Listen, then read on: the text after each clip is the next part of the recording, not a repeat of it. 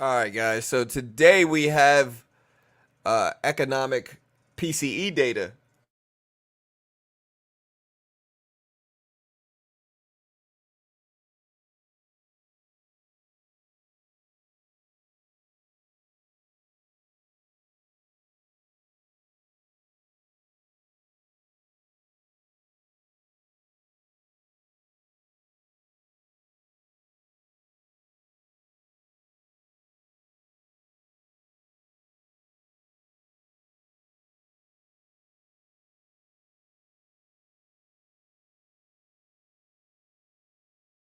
All right, guys. Can y'all hear me? Yeah, I think we're monetized. Uh, yeah, I mean Q is down a little bit, but you know when you look at the broad markets here, again, here's a daily chart. We're still over the biggest, like I would say, major support level on a daily chart on the Q or on the Nasdaq. Nvidia's sitting at 1100s plus still, so I mean we're not gonna go straight up. I think it's normal for us to pull back some. And I think that's all we're doing right now is we're just kind of pulling back into support. We'll see what happens. Is my mic set up? It should be good. Test 1 2 1 2. Um, yeah, we'll put a timer up as well. But yeah, today's a big day.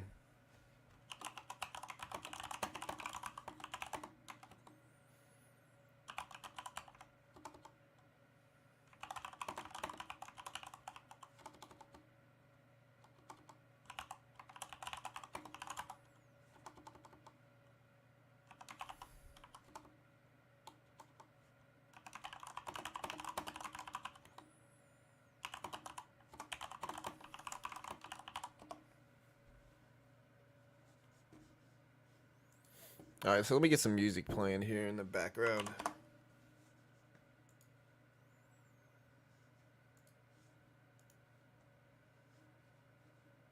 All right, so let's go back. We got all this old music here.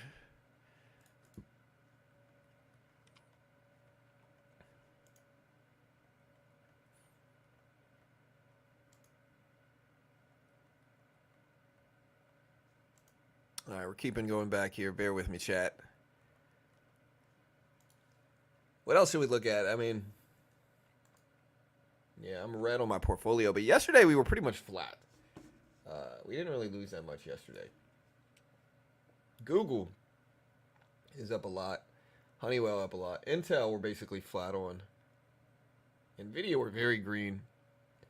Roblox were green. Palantir were green. Snapchat were green. Target were green. Tesla were green. Tyson Foods were green. Uh, Airbnb were green. Boeing were green. Alibaba were green. Chewy. CVS, Delta. So we're green on CVS as well. I don't know. I don't remember where I bought it. We did buy Salesforce yesterday and lost on it. Uh, but now it's kind of starting to bounce back here some. So I don't know what I want to do. I guess I'll just stay in it. It's a small trade now. We lightened our position for sure.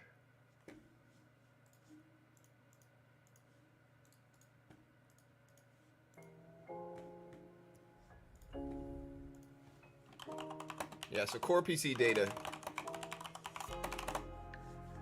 is expected today at 0.2% on the month and 2.8% on the year.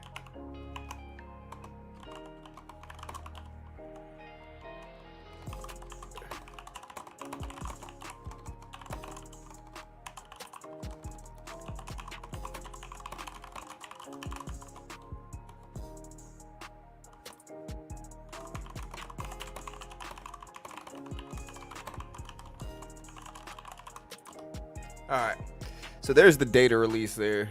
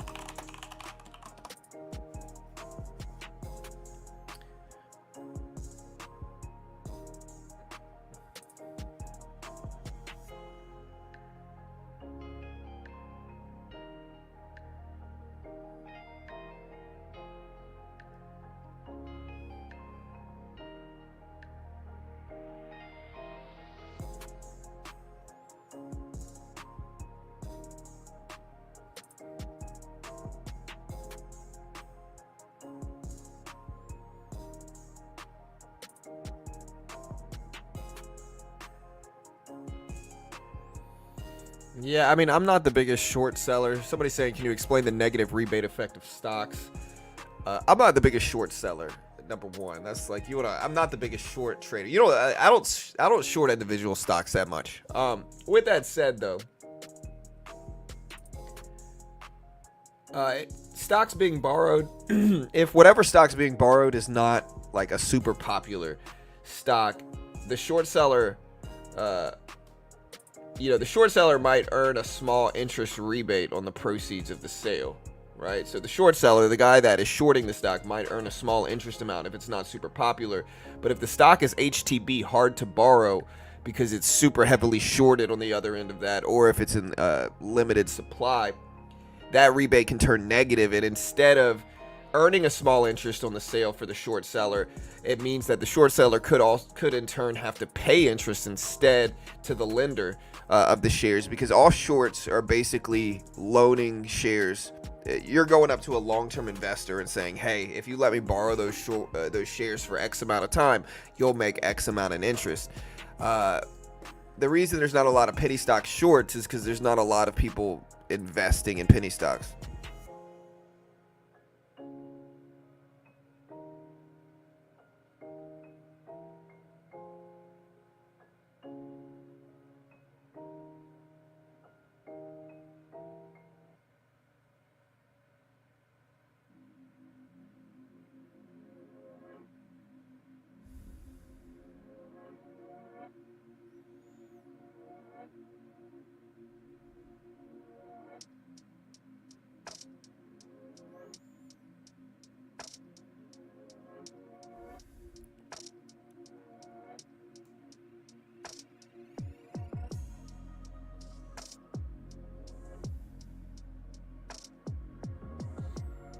All right, guys.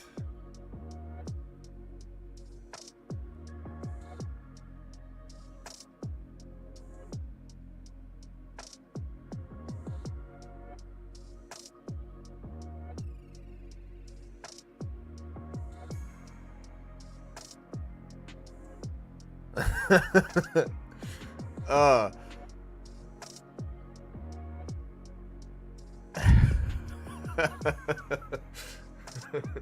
Oh, dude, the internet's a funny place.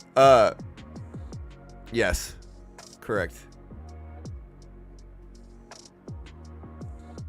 Good money from sunny Philly and the best record in the MLB. Listen, I like the Phillies.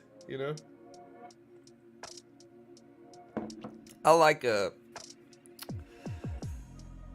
like Bryce Harper. I haven't been watching them that much. Does Schwarber still play with them? I'm assuming, right?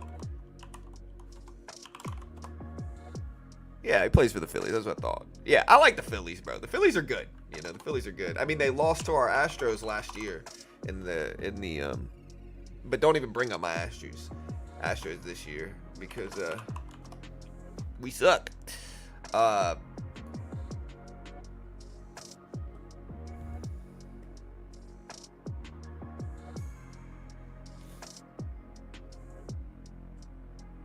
Zach Wheeler, pretty good. JT Realmuto, pretty good. Bryce Harper, Bryson Stott, Nick Castellanos, hasn't been as good in recent years, but he was all right. Brandon Marsh, they're pretty good. I mean, they got to go. Like they have something that's meshing well. It's not the most stacked team, but like they're pretty good. They're pretty solid.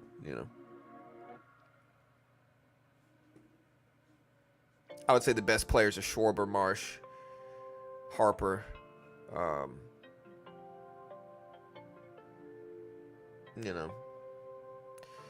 If we're talking about pitchers, Soto seems to be all right. Wheeler is probably y'all's ace, though.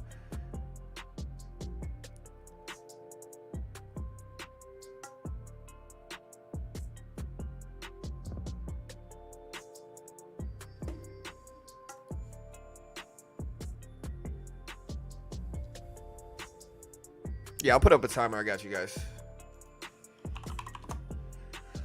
All right, guys. So PCE inflation data drops in about an hour and an hour and 48.5 minutes or so. Math skills right here.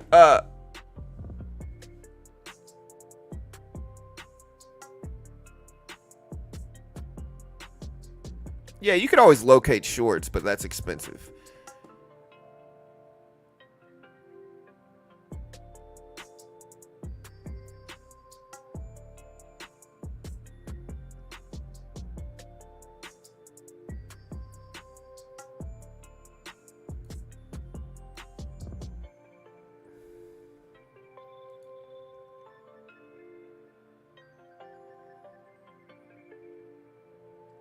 There's a video of a girl returning a couch to Costco 2.5 years later. Honestly, so there was this time where I would go to Michigan, you know, and when I started going to Michigan, I didn't make that much money. I was like broke. I was in school. I just wasn't making that much money. And Walmart will let you return anything. And so I remember I would go to Michigan, and I feel bad saying it. I'm sorry, Walmart. But I would go to Michigan. I would buy a TV, like a cheap TV, because we would stay and we wouldn't have a TV in our room. At the place we were staying, which was family's house, we wouldn't have a TV in a room. So we'd go stay there. I'd buy a TV for like $140. I'd use it for the week or two that we were there. And then I would bring it back to Walmart and say, hey, you know, I want to return this. And they would take it back, you know. It still worked and everything, too. I didn't mess it up. So, I mean, sorry, Walmart.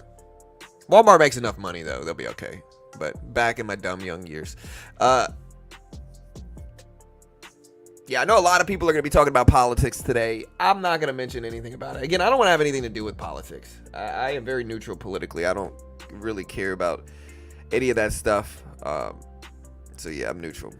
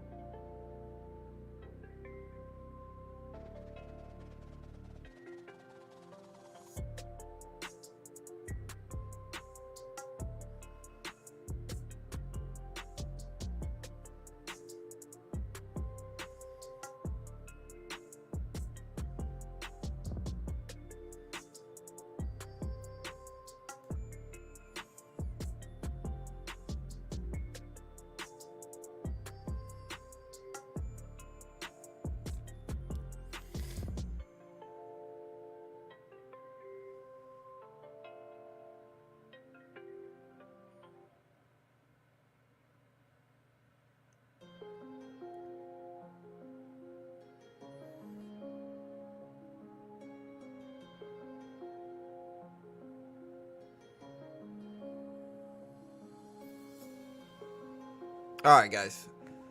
So we're gonna put one more chart up here, I think, and then we'll check on everything else that's been moving today. Again, AMC GameStop down to really weak levels here. It hasn't really done much.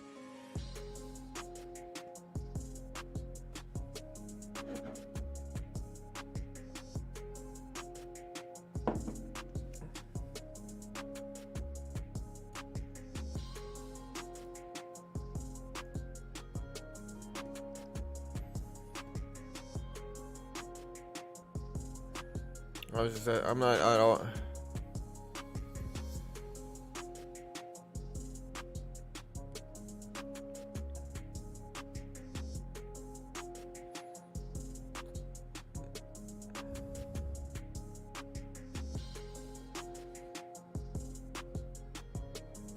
Are you buying the Costco dip? Great earnings. So did they have earnings this morning?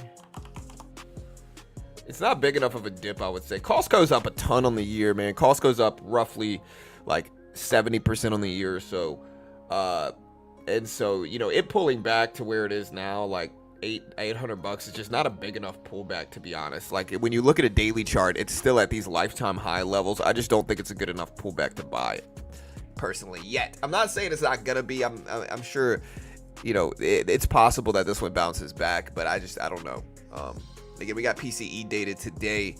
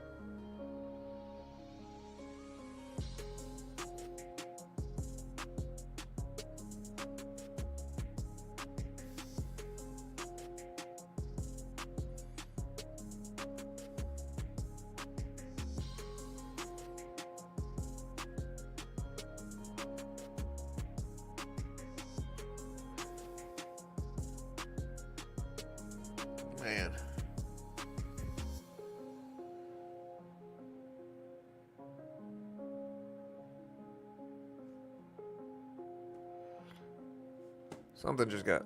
Jaws. Ouch. Damn, dude. I hate the volume. Like, Twitter should have a thing where if I played something, it gives me time to mute the sound first.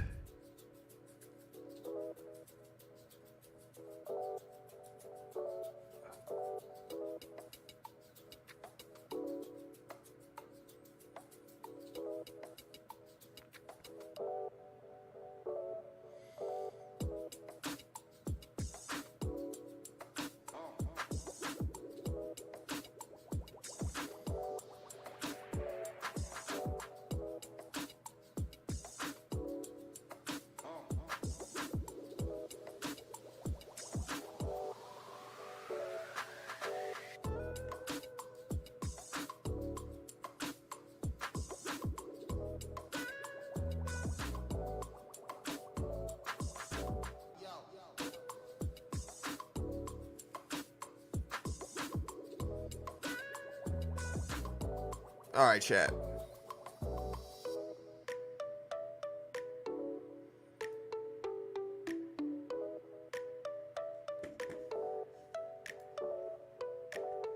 Yeah, so again, here's NVIDIA. NVIDIA's still over 1100. Here's the Q. The Q is still doing pretty well. Look at the Q. Q at 449s. Gapping down a little bit, and we did dip some yesterday. Right, for sure. Maybe it does, Abdul, but I'm not 100% sure, brother. Maybe.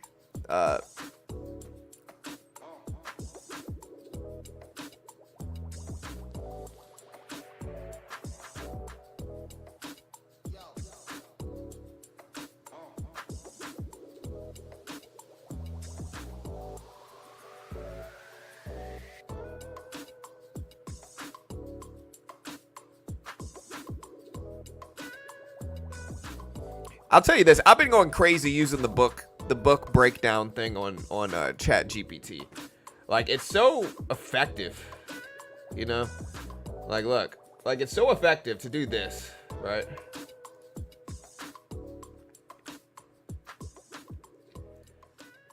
Like, it's so effective to say, like, what's, you know, like, I can find any, let's look at the most popular books right now. What's the most popular business books right now? All right, How to Make a Few $1 Billion by Brad Jacobs. Start, Scale, Exit, Repeat, The Private Equity Playbook, Think Faster, 100 Million Leads. Here's a good one. All right, look. List all the chapters. Let me make sure you can see this. I showed you guys this the other day. I'll show you again. Hold on. And again, you can't get mad at me. All right. But, like, watch this. List all the chapters of 100 million. 100 M leads by Alex Hormozy. All right. Like, look. List all the chapters of 100 million leads by Alex Hormozy. All right. I like Alex Hormozy, too. Seems to be a good dude. All right. So, look. It's going to list every single one. All right.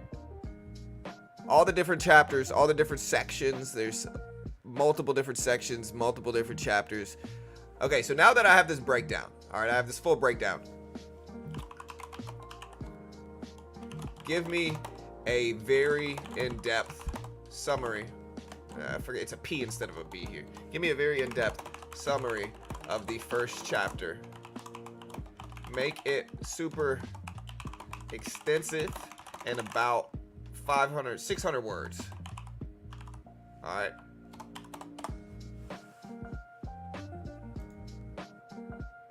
Boom. 600 word, super in-depth breakdown of chapter 1. Now, I mean, no offense to any writer right now, but why in the world would I ever pay for a book at this point in time? Like, I can digest everything in that book faster, easier, and for free. You know? You know? If it's online, you can find it. All right, so the Q dipping down a little bit now. Again, don't get mad at me. Get mad at AI. This is completely legal for me to do. You know. Yeah, oh yeah, dude, I misspell stuff all the time and knows what I mean. Has it read the book, or is it simply referencing online review of that data? My guess is it's just kind of looking back at anything regarding chapter 1 on the internet and then giving me a big in-depth look at it, which is basically like telling me what's in the chapter. And so again, if I pull it back up here as an example, right? Like, look.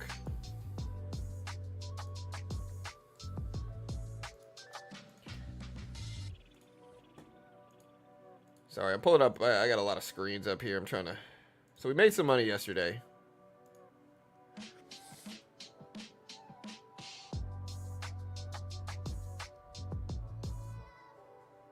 But like, look, this gives me a full breakdown of the chapter 1 of the book. Like, look.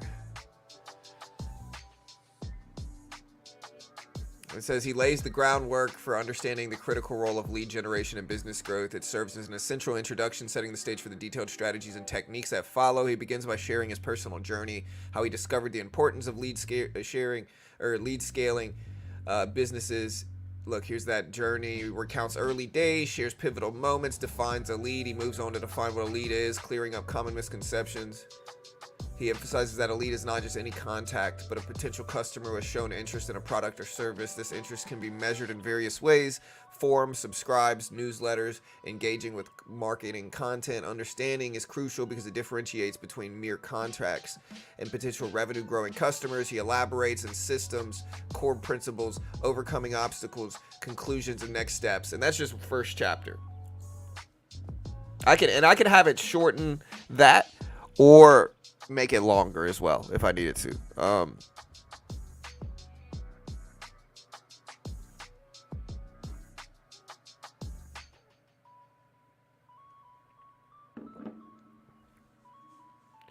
Yeah, let me try that.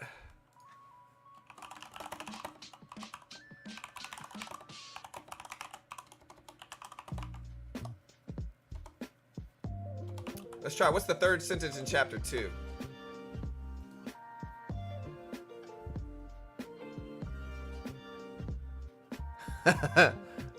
All right, the third sentence in chapter 2 is they started making sales, but they needed more money. End quote. Third sentence. And then it details why that's going on too. So yeah. Interesting for sure. Oh, they're definitely gonna get sued for sure. Whether those lawsuits are gonna hold, you know, I think there's going to be lawsuits that happen. And that those lawsuits and results of said lawsuits are going to dictate where regulation goes for AI. I think that's what's ultimately going to happen here. All right, guys. So the SPY dipping down, the Q dipping down a little bit.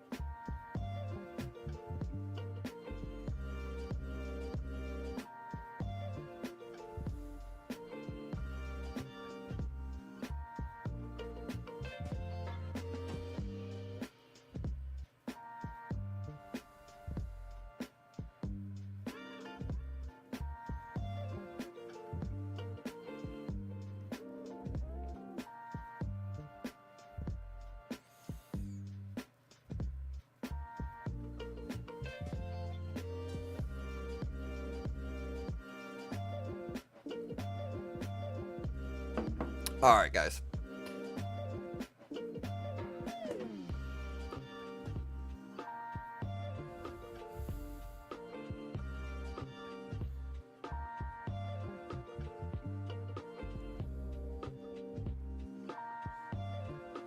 Yeah, but to be fair, this specific book that we're looking at is already available online. I suggest you guys to go check it out. You could probably find it for free on Alex Hormozi's page.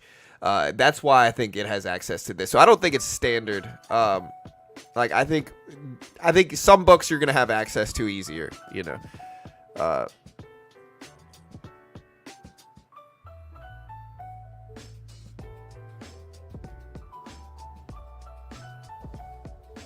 I know the way I'm going to use it specifically is that I don't have time to read all these different books. I love reading. I don't have time to read all the books, and I can read quickly. And so I can just get very detailed breakdowns of what's in those books and digest them in 20 minutes as opposed to 5 hours or whatever it would take me to read some of these books, you know.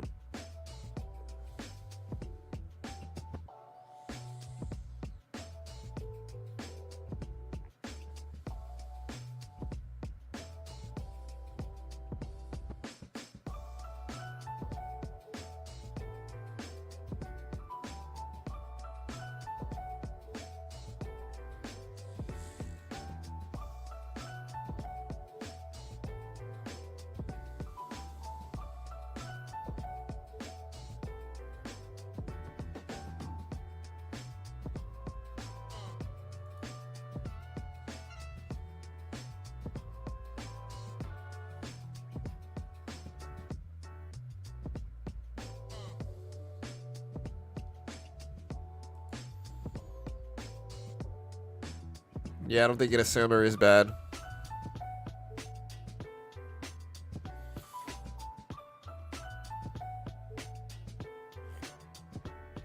Yeah, so well PC so let's all right, so today is PCE data.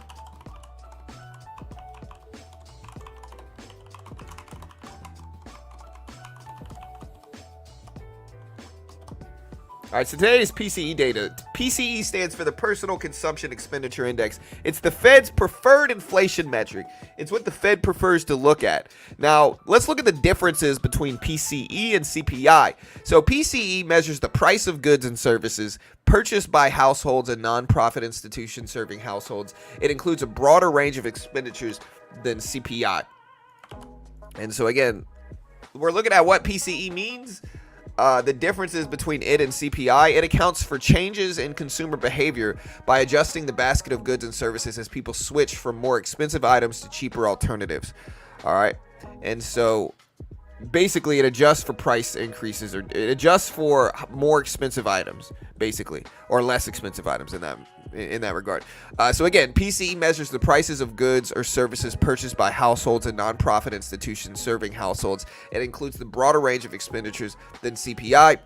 Again, it accounts for changes in consumer behavior by adjusting the basket of goods and services as people switch from more expensive items to cheaper alternatives. CPI, on the other hand, when we're looking at CPI, it measures the average change over time in the prices paid by urban consumers for a fixed basket of goods or services.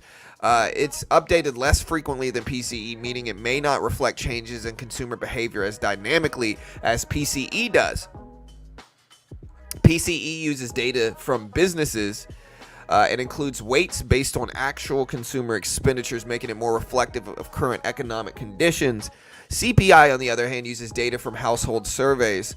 And the weights are based on a fixed basket of goods and services, which is updated periodically, typically every 2 years. All right. PCE is calculated using a Fisher Price Index formula, which accounts for changes in consumption patterns. CPI is calculated using a Lace Spray's price index formula. It uses a fixed basket of goods and does not adjust for changes in consumer behavior. So yeah, there's a lot of different ways to look at it. The Fed prefers to look at PCE data. That's what they like looking at. That's what they say is a more accurate gauge on inflation. And again, on the yearly perspective here, PCE is expected at 0.2% month over month and 2.8% year over year.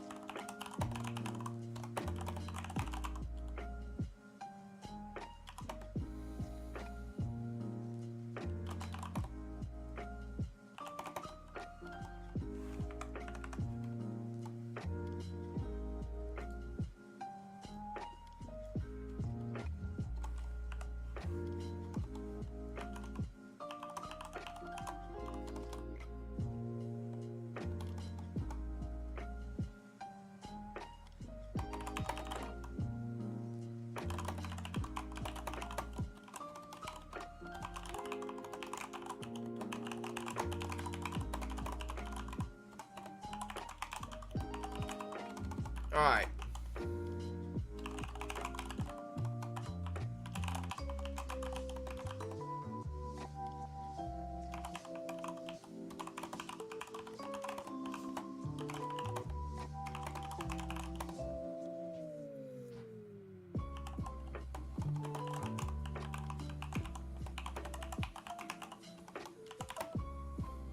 All right, chat. So,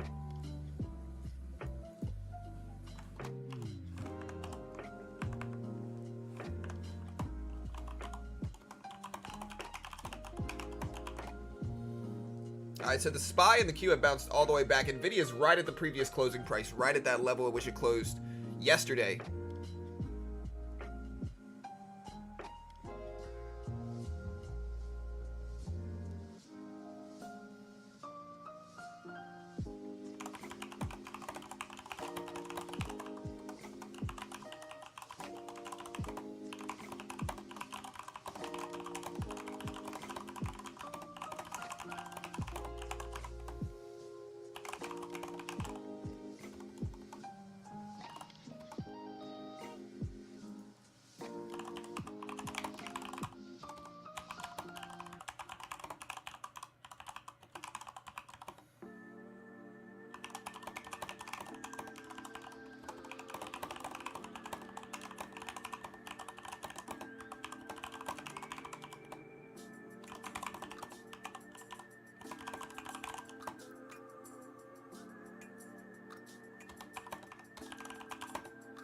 All right, chat. Sorry, I'm having an AI write me up a contract.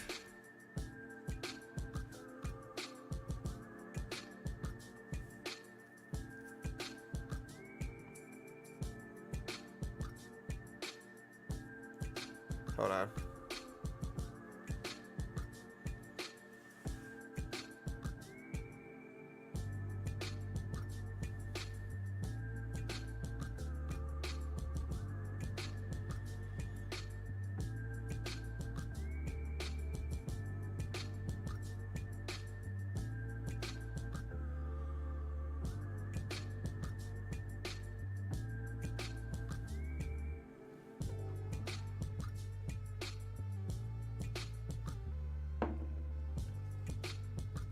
All right. So let me refresh this. Dude, AI is so solid, dude.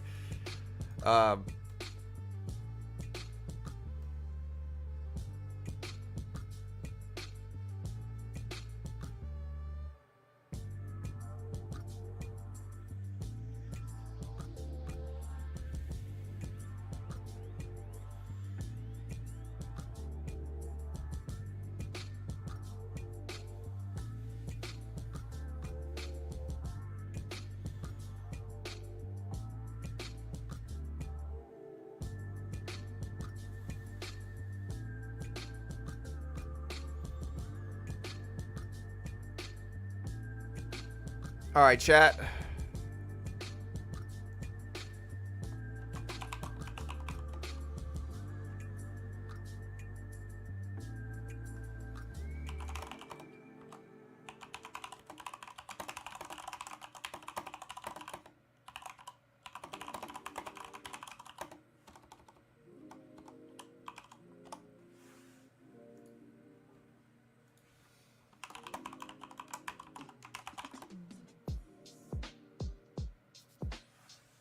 All right, chat. So we're hanging out here waiting. Sorry, I'm doing some stuff in the background. Yeah, so again, Apex pushed it back. Yeah, did we have Berkshire Hathaway earnings? Apex pushed the sale back until next week, I believe. So yeah, we don't really have any earnings today. Yeah, it's pretty flat.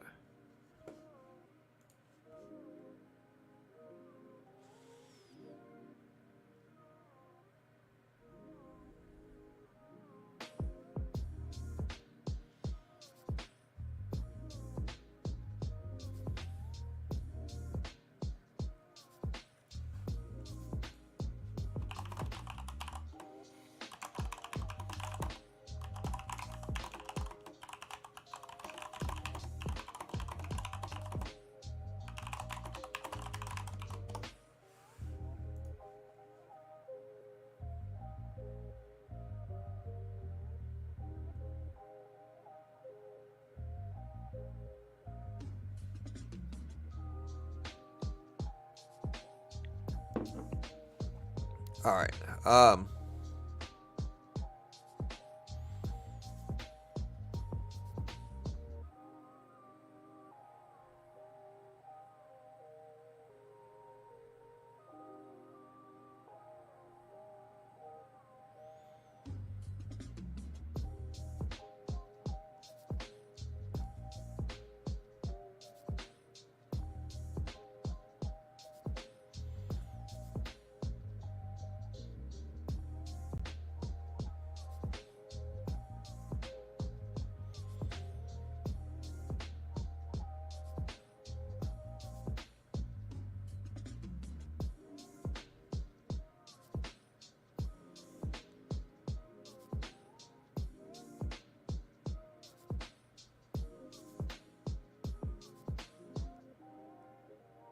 All right, chat.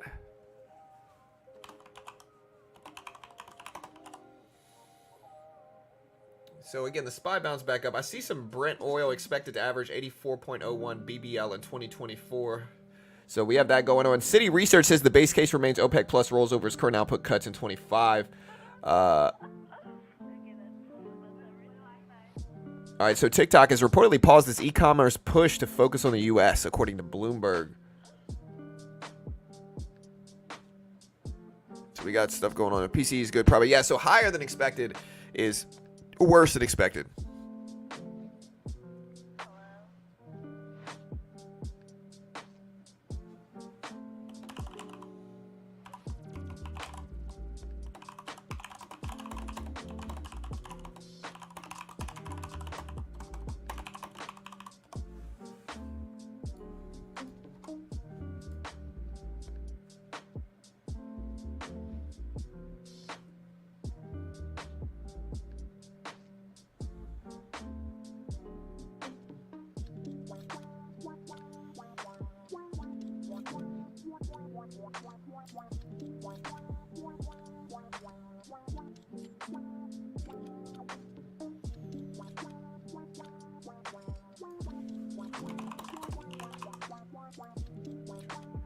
What do you think about Lululemon hitting 5-year resistance? Yeah, I mean, again, I was telling my wife about this, and my wife shops at Lululemon a lot, right? So I was talking to my wife about this. The problem with Lululemon is simple, man. You know, fashions change. Like, they simply change.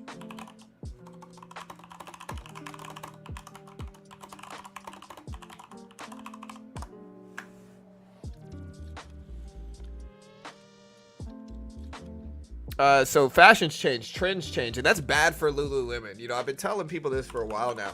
You know, Lululemon is a company that simply got really big during the middle of the pandemic. So it's not a company that's been big for decades. It's a company that only recently got big in the last 5 years, really.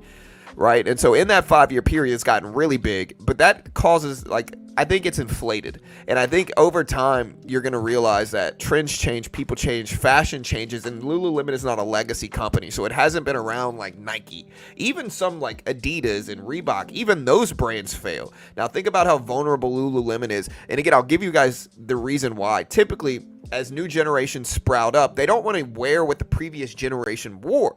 And so as a new generation shows up, a lot of them are not going to want to wear Lululemon, and in turn, that's bad for the company. That means the company might drop. That's the reason I don't like holding Lululemon long term. I think it's vulnerable to trend changes, for lack of a better word.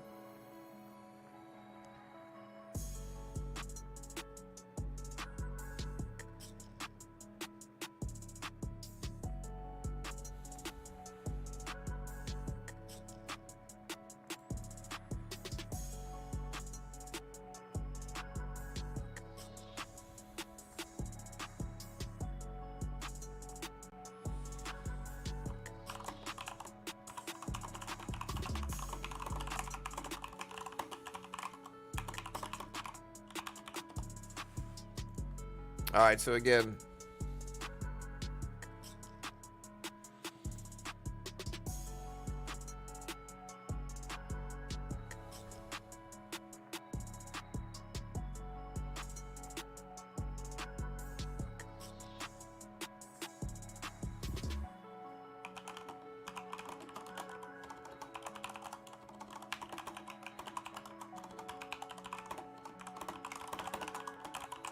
Yeah, I can definitely type faster with my new keyboard.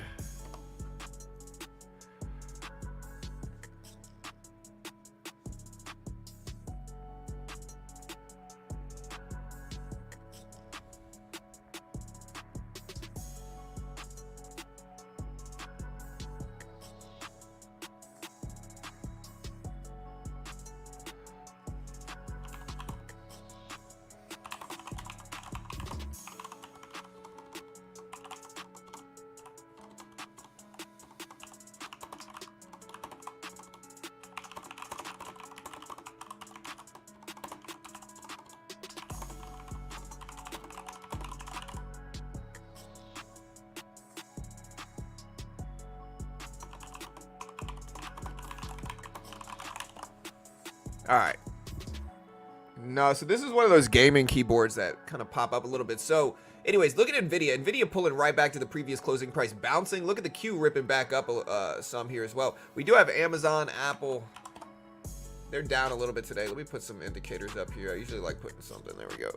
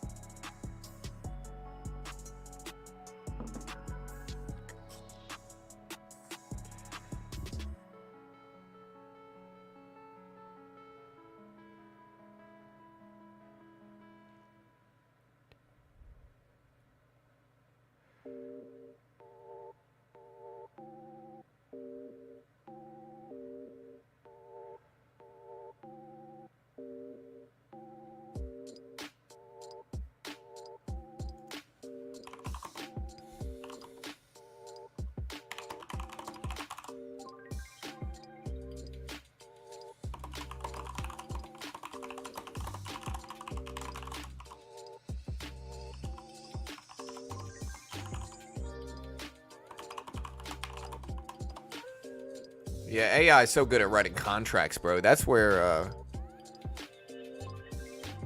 it gets really good. I'm calling a short squeeze in what? Yeah, I had typing in school, but I don't. Oh no, we shouldn't be lagging.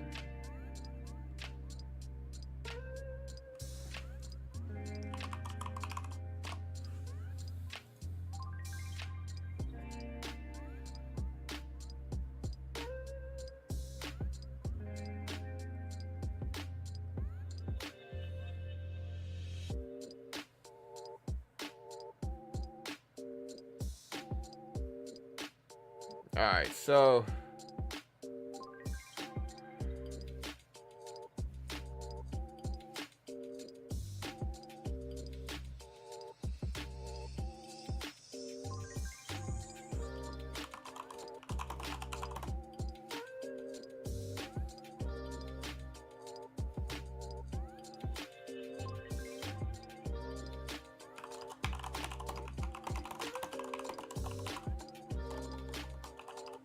all right, chat. PCE data drops in about an hour and 13 minutes.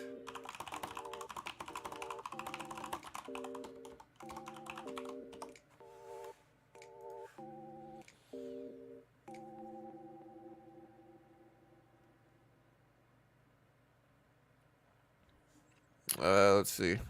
I use a Razer keyboard. Yeah, I don't know what this one is. This is a wire keyboard too.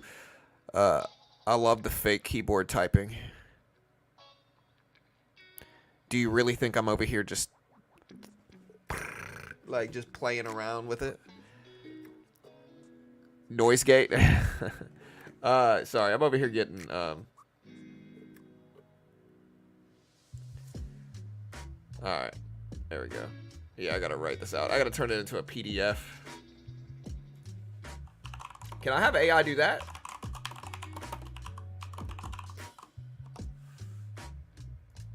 I don't know. Let's see. I should have it be able to turn it into a PDF file. If AI can do this, it's gonna render a lot of businesses obsolete. I asked it to turn the contract into a PDF file. If it can do this, again, it's gonna render a lot of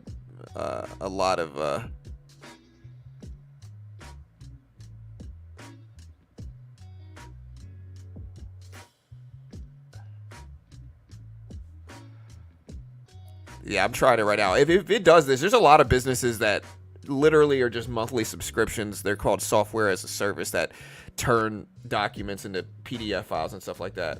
It's still analyzing what I'm saying, though.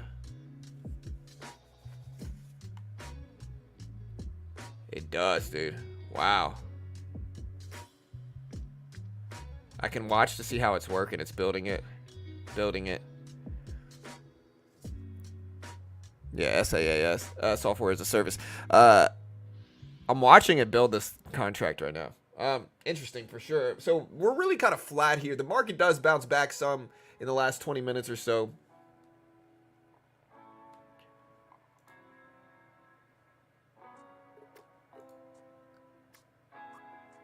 It's struggling to get it to convert it to a PDF file, though.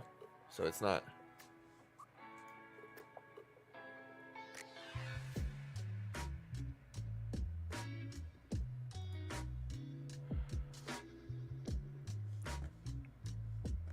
So gold meta failed, in my opinion, with the headsets. What, the new Oculus 3? The, what are the Meta Quest 3s? Do you think they failed?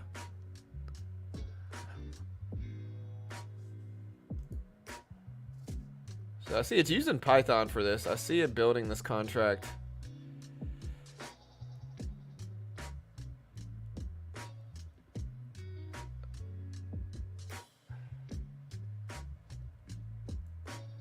Like, it's interesting. I'm watching the data work. Like, I'm watching AI build me this in Python specifically.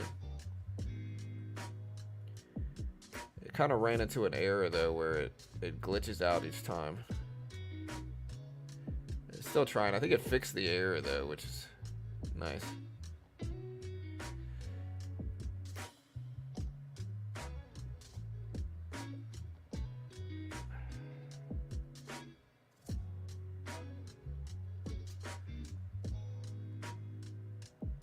Yeah, it's having a hard time doing it.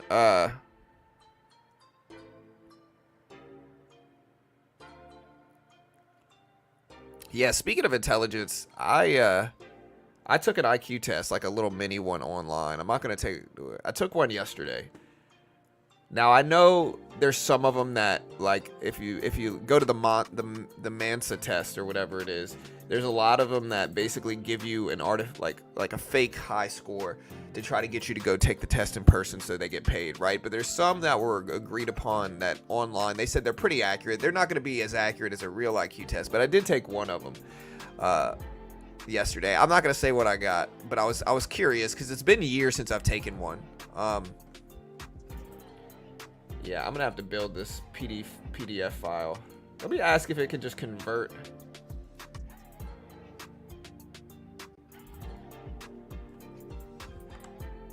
Whatever this is, yeah, the PDF question did trick it. Like, it did kind of hurt AI a little bit. Like, it made it harder. Let me refresh this.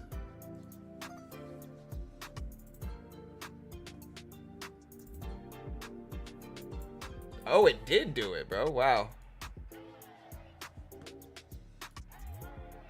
Wow.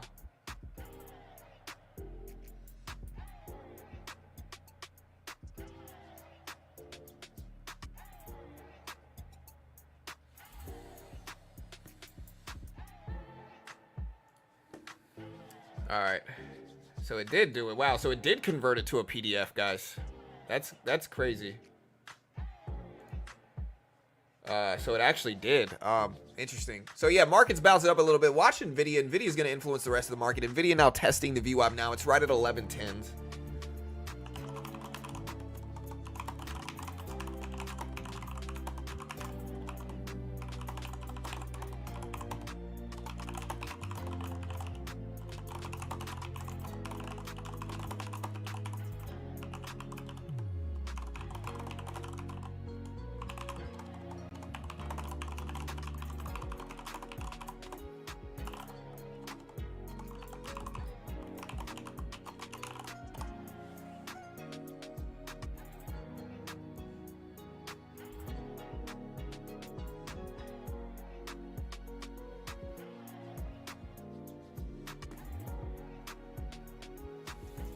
All right, guys, so we are starting to move up a little bit, but yeah, it did convert it to a PDF. Cooler reading, which would be bullish for markets. Yeah, lower is better. Yeah, it created the PDF blaze. I had to mess with it. It got a couple errors. I had to keep playing with it, but I did get it to convert the PDF file. So I did very much get it.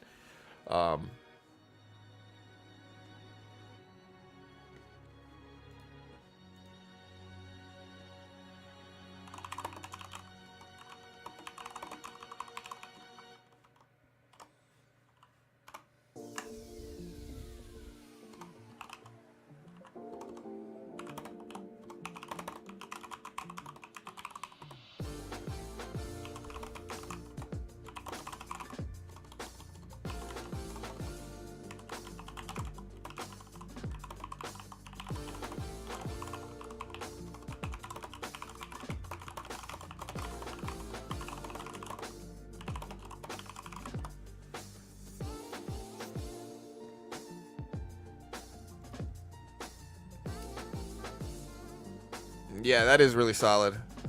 This is my old playlist. What are you typing? Okay, bro, listen. I got people telling me that I'm not really typing here, okay? Like, look. Let me go ahead and do a typing test here. All right, let's go ahead and do it. Again, it kind of beat me yesterday. It hit me with some hard words, but here, let's try it again.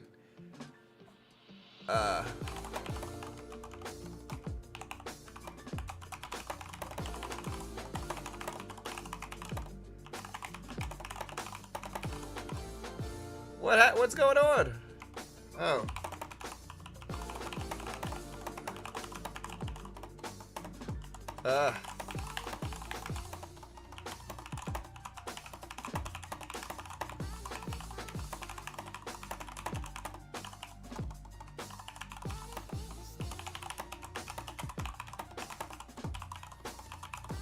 Dude, it lagged.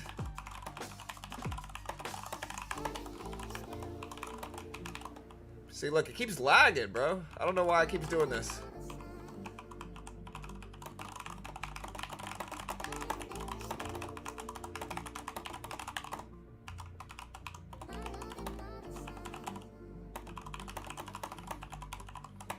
Yeah, see, like, it kept lagging. Like, I had to keep correcting it. I don't think that's it. Like, I probably got, what, 85 words a minute there or something like that. I got to mute the music.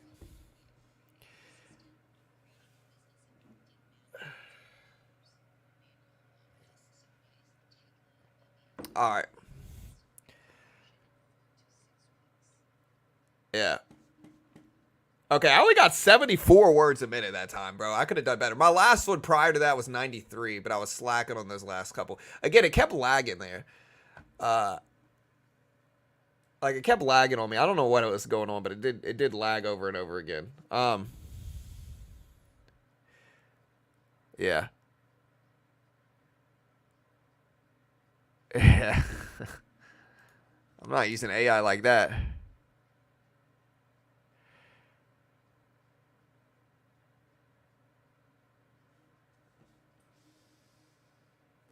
Yeah, so Apex did continue the sale until June. Let's see. I think it's like another week. Yeah, it's another 3.5 days for 90% off all that good stuff.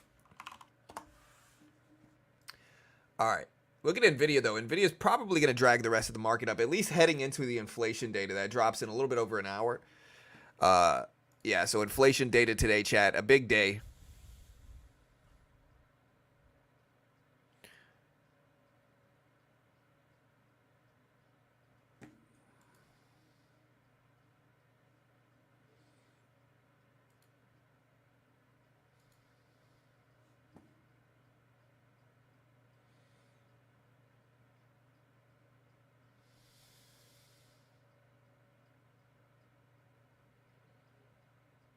Oof.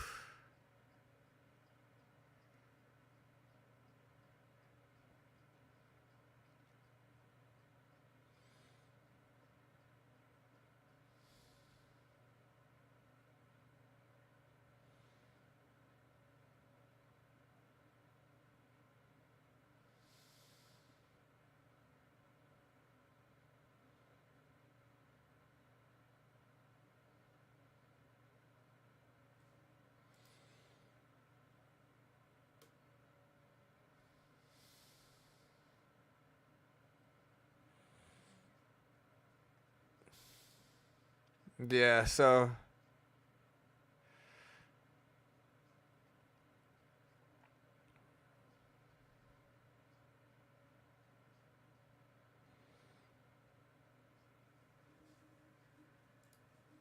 crypto breaking out, is it really?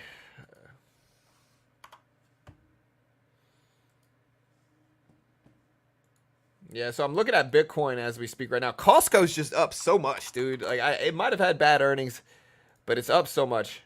Bitcoin's still sitting at 68, 67,000. PC data comes out at 8:30. There might be a big old freaking countdown in the top left. Yeah, let me do a poll here. I don't think I've done a poll. Ouch, man, I'm yelling at myself. Again, let me see. Does PCE data come in higher or lower than expected? Oh, I think we're also going to have a guest later on today. I'm not 100% sure.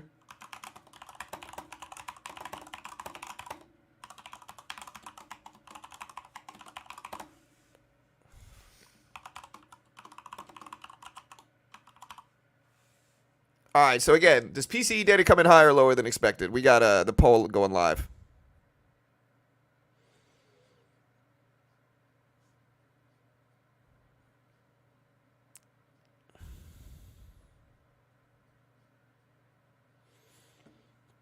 Poll inside of a poll, poll inception.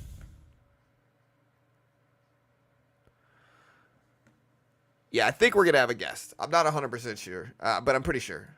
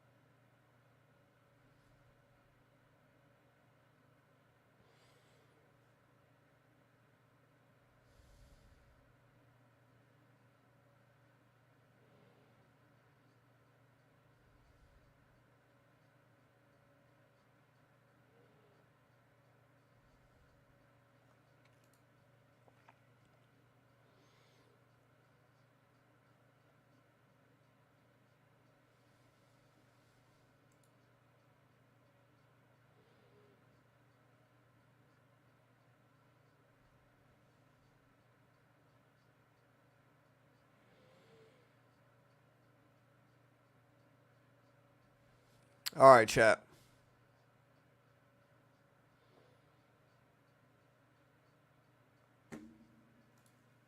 Look at NVIDIA still turning up. NVIDIA at 1113s.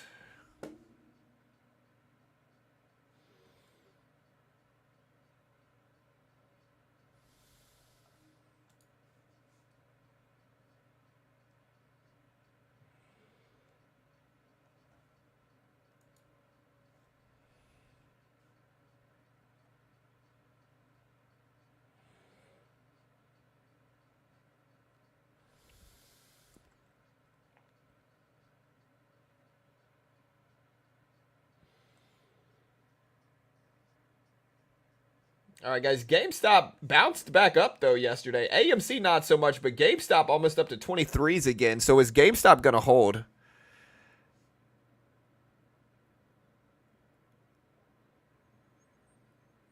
Oh, wait. Y'all can't hear the music? My bad, dude. I forgot to go back here. Chat, hold on. I got you. Hold on.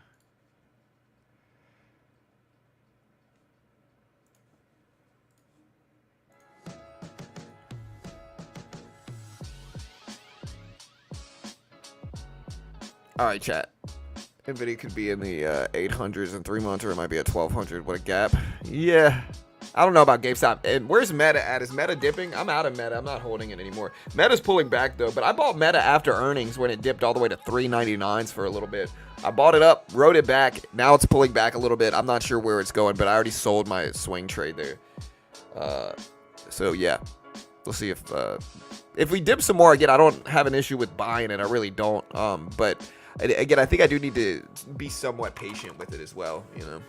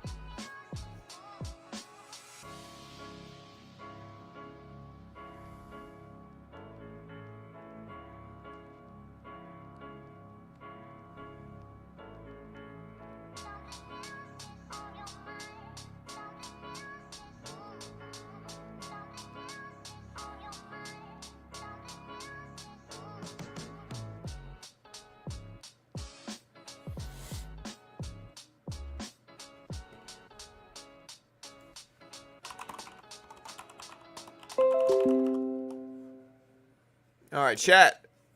What else we got here? All right, we got about 500 people here live.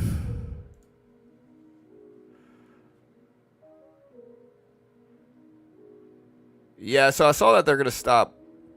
I heard OpenAI, I heard not too profitable. Well, I mean, I think it's early, is what I think, you know.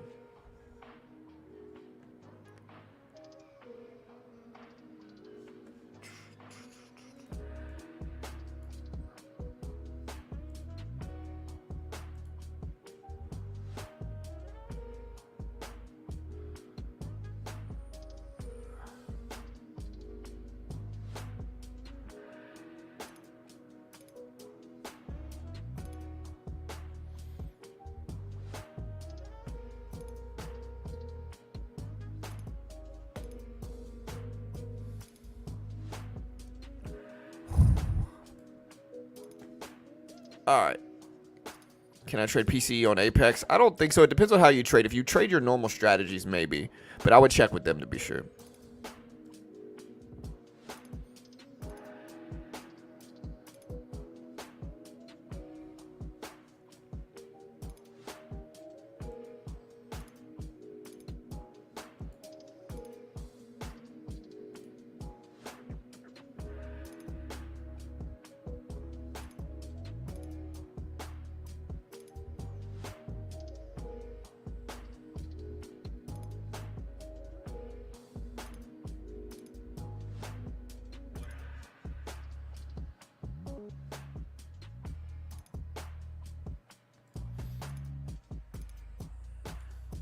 I use Chat GPT daily. Yeah, I've been trading a lot, but using them heavy. Like Chat GPT is just so freaking useful, man. It's just really so useful. Yeah, I mean 2 trades. So you're asking about people getting payouts on Apex. You know, they do have rules, but when I check payouts here, let's see. I mean, I'm pretty sure they're paying people out. They pay people out a couple times a month.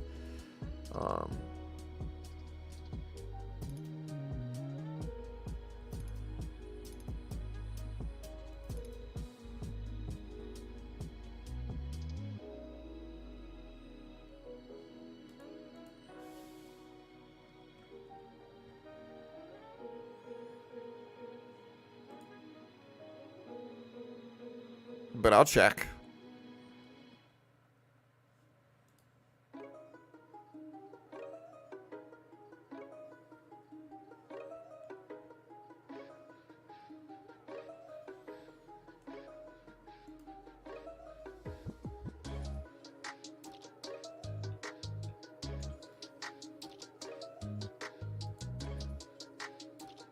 All right, guys. So looking at Nvidia still turning up. It's at 11.15. Have you tried Grok? No. I've gotten a payout every time. Just drama, I guess. Yeah. I mean,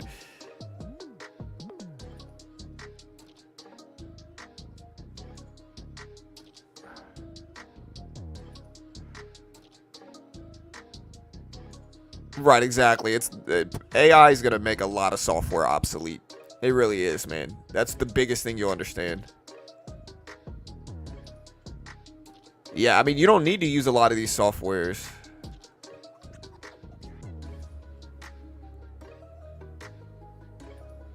Average person doesn't use AI once a month. Well, I guess I'm not average then, you know. All right, chat, we still got an hour left. PCE day to go live in about an hour.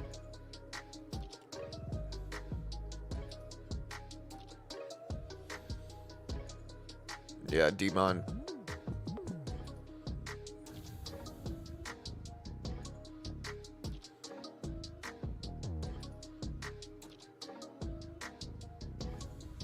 Yeah, I got funded in a couple of different accounts yesterday, and we made money on our actual funded account.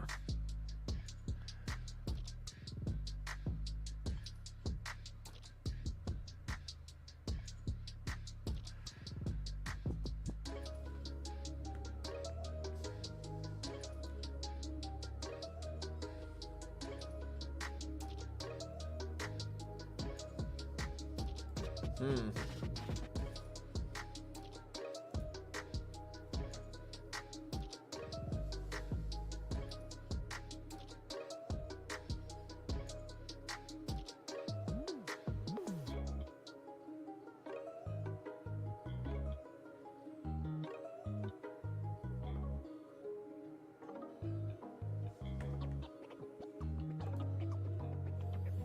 Big drops in AI. Well, AI is up so much.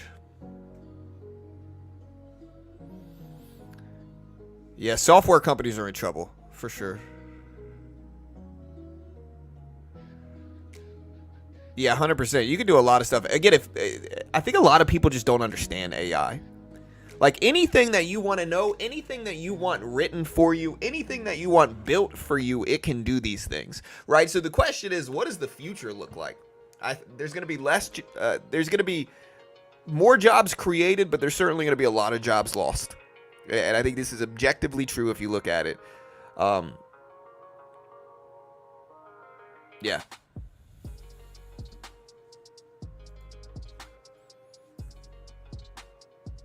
Look, my son was playing with AI yesterday. All right, my son. I was showing my son AI, and this is what we did with my son. This is my son's inputs. A realistic image of a shark, great white combined with a human. It gave us this image. And I said, turn that shark man into a superhero. And they gave me this, right? Then I said, name him and give him a backstory. His name is Aqua Shark. His backstory is in the depths of the Pacific Ocean. A groundbreaking scientific experiment aimed at understanding and enhancing the adaptability of marine life took an unexpected turn. Dr. Adrian Marlowe, a brilliant marine biologist, led a team of researchers on an ambitious project called Project Aquashift. Their goal was to merge human DNA with that of a great white shark to create a hybrid species capable of surviving both on land and underwater, hoping to unlock new ways to combat climate change and oceanic pollution. However, sudden and catastrophic lab accident exposed Marlowe to the experimental serum. Instead of dying from the exposure, his body underwent a rapid and extraordinary transformation. He emerged as Aqua Shark. So forth and so on, as Aqua Shark's backstory is written. It did this in about 10 seconds. It gave me all this information. It wrote it for me, did all this stuff for me. So yeah, I mean, AI is crazy good. It's crazy good. It understands errors in typing. And if you download the mobile application for ChatGPT, you can speak to it using your mic. You can say, hey, AI, write me ABC, write me this, write me that, do this for it, update this, send me this type of file, and it will do it, which is, again, crazy impressive. Crazy impressive. So yeah.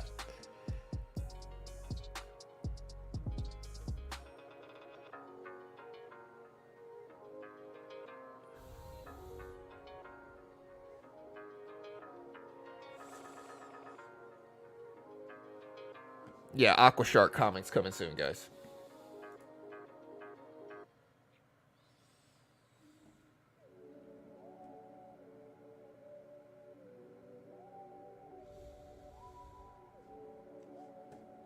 All right, let's have AI predict the future, today's PCE data.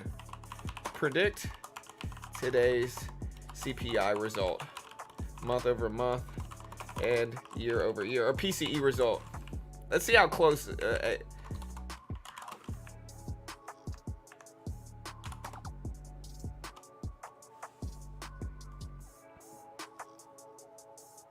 right, so I'm asking to predict.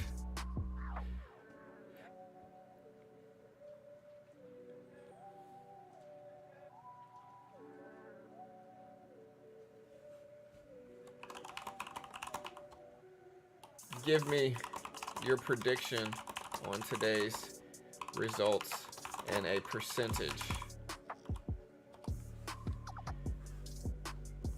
for core PCE, month over month and year over year. All right, so we're gonna see if it'll give me. All right, so it just gave me the expected numbers. It said 0.3% month over month and 2.8% year over year. So yeah, so it basically thinks core PCE is going to come in a little bit higher month to month, but the same year over year at 2.8%. So again, we'll see what happens. But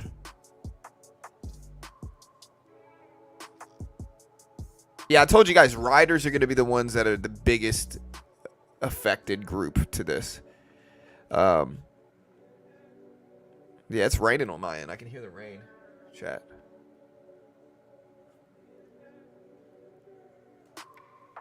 All right, guys. Nvidia's still popping up to 1117s here.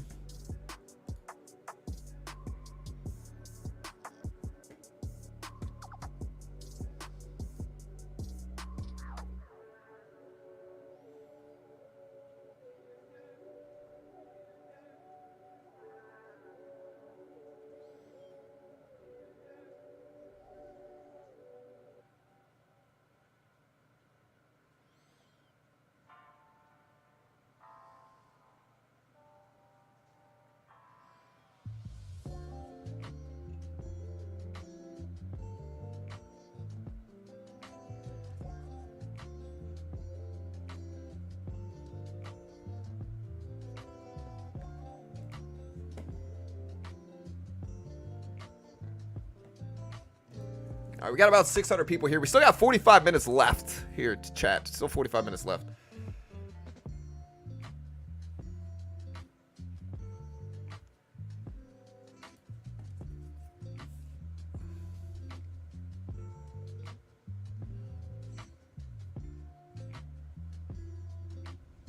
Yeah, voiceover writers for sure. AI is going to replace them. But again, these are, like, if you're a voiceover writer, or if you're a voiceover person, jingle writer, whatever it is, right? Like, these are all businesses that are very obscure, very niche. I'm not going to, I don't think that it's too crazy to assume that that's going to happen. You know, I think if you align yourself with those industries, it's just kind of what happens. You know.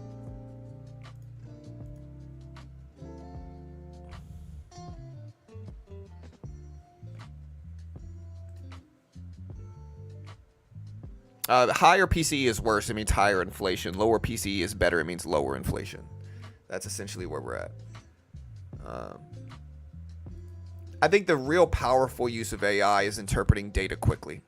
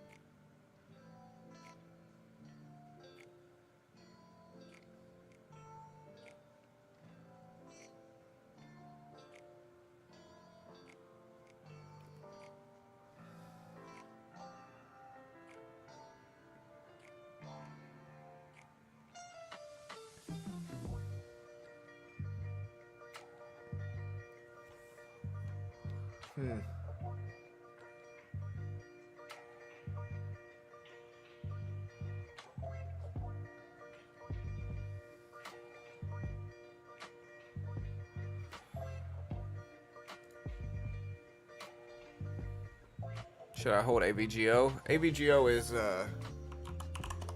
Broadcom.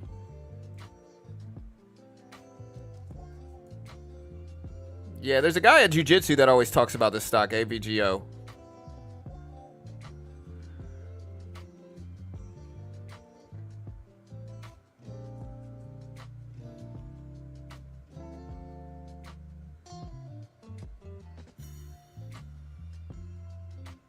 Yeah, so he always... Yeah, I was talking to this other guy at Jiu-Jitsu about one of the businesses. Maybe you guys could teach me more about it. He was talking about investing in mineral leases for oil here. So he basically said that his business involves,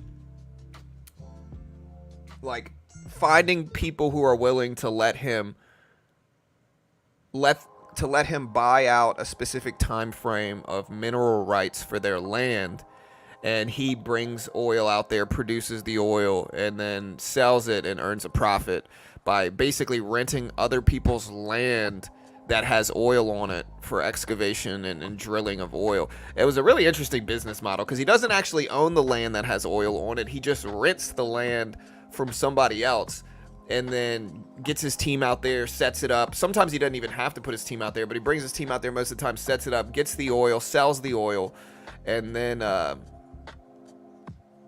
you know, that's it, basically. So it's an interesting business model, but I wonder how much something like that costs. I'm sure there's a lot of know-how involved.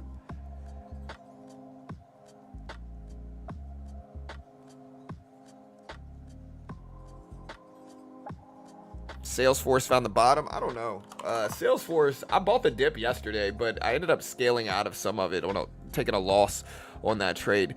I mean, my average price isn't that bad. I'm in at 224s right around yesterday's open, but well, no, There Will Be Blood was basically a guy buying land. He was going around buying land specifically for oil, and he would go around and just acquire land from all these different people, give them a bunch of money, drill the oil, acquire more land, drill the oil, acquire more land, drill the oil, until it grew his company in like a Rockefeller-esque way. But it was an interesting business model.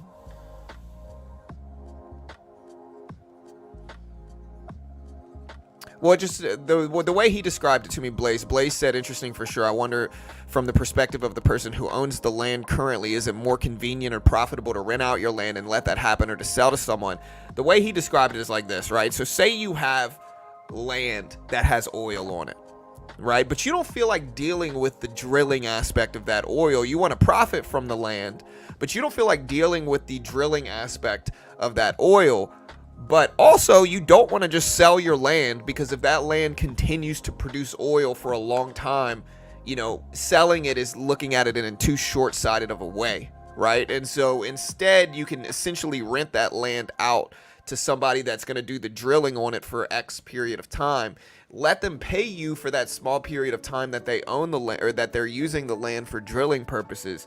And then that way you make money short term, but you also have the potential to do it yourself long term if you ever want to get your own stuff out there, your own drills, all this different stuff, right? So it's the best of both worlds for like, and it allows them to not have to put so much work into it, still profit short term, but still have the potential to make money on it long term as well, since they still own the land technically, right?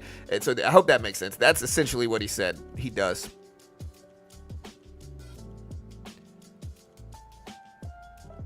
Yeah, if core PCE data comes in higher or lower than expected, higher is going to cause a negative response in markets almost certainly. Lower is going to cause a positive response in markets.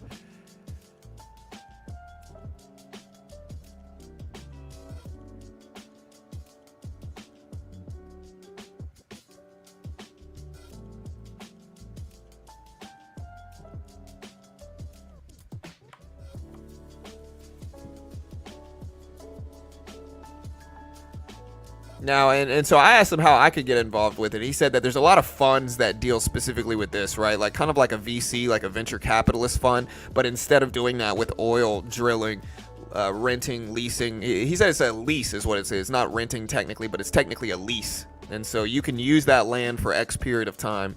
You got to pay X amount for X period of time. Like that's the way. It's the opposite, bro. I mean, I don't know if you necessarily typically watch Sammy. Number one, Sammy, you might be right. Maybe the market moves opposite to what I said, but you have to understand PCE is inflation data, brother. Like, it's not, the market hasn't been moving in a conventional way, meaning like the market wants economic growth. PCE data will be a direct look at inflation. It's the Fed's preferred inflation metric. And so if PCE comes in high, that is almost certainly a very bearish look in the economy and markets. It's going to scare people. Markets are probably going to go down. With the higher PCE is, the more markets are going to go down, and the lower PCE is, the more markets are going to move up, most likely. Now, anything could happen. It certainly could vary, but yeah.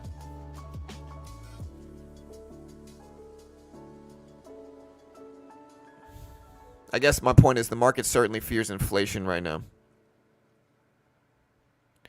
And so typically it's the opposite. Typically with PC, it's the opposite. Higher means worse, lower means better, because this is talking about prices specifically. PCE data is prices. Yeah,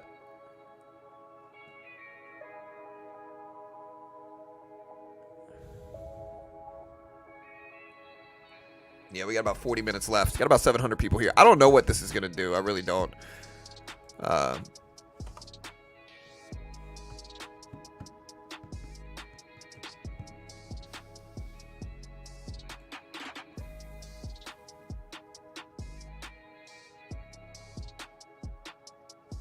Yeah, I mean, listen. Um,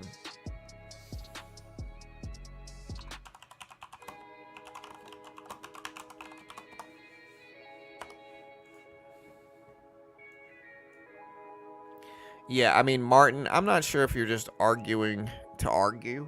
Um, I think a lot of people are just kind of arguing to argue. But just to clarify, PCE data is prices, brother. PCE data is prices. PCE data is specifically measuring the change in the price of goods and services purchased by consumers for the purpose of consumption. Okay, so PCE data 100% is price, is inflation data, is price data. It's how much prices are going up or down for consumers. That's what PCE data is. It's kind of a different way to look at CPI, but it is absolutely prices. And so I'm not sure why,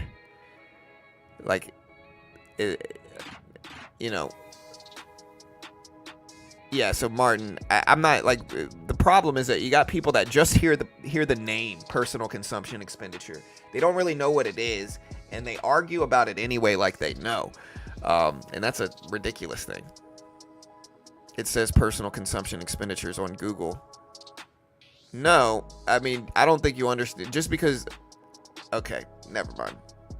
Again, I'm going to read what PCE data is.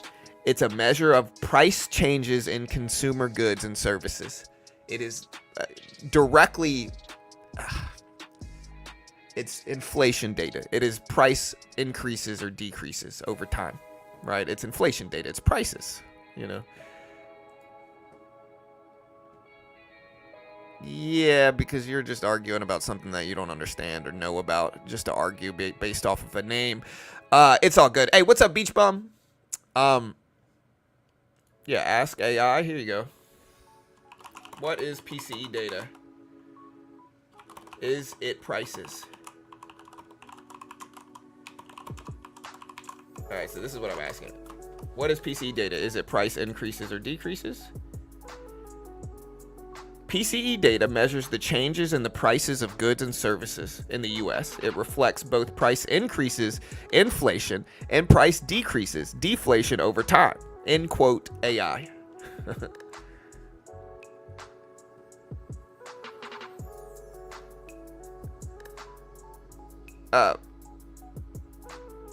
Oil was higher through this quarter. Yeah, I'm sure that has an influence over that guy's business as well. I'm not trying to argue. I'm just saying. You said it's not prices, which is a ridiculous thing to say. I'm not going to say Dunning-Kruger effect, but anyways. AMC, guys, down to 413s, but look at GameStop. GameStop is running up some yesterday. So GameStop is running up some yesterday. Sitting just under the previous closing price, so it's still technically red relative to where it closed at versus where it is now. You can see most of the NASDAQ, the NVIDIA chart, most of these are moving with, most of these things are moving with NVIDIA and tech. You can see the Q here on the left side. You can see NVIDIA here on the right side. And so most of tech is heading up a little bit. NVIDIA is green on the day. I think the Q is still technically red, but you can tell NVIDIA and the tech market are following each other.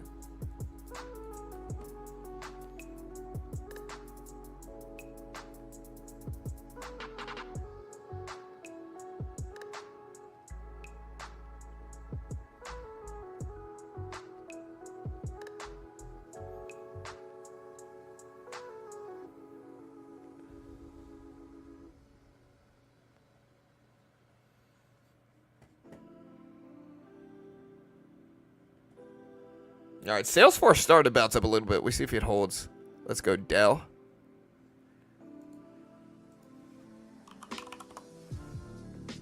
Let's see, Dell's gapping down a lot though, but Dell's had a good year. Dell was at $44.50 2 weeks ago. It's currently at 140s, so it's still up a ton. Still up a lot. We'll see if it continues to hold.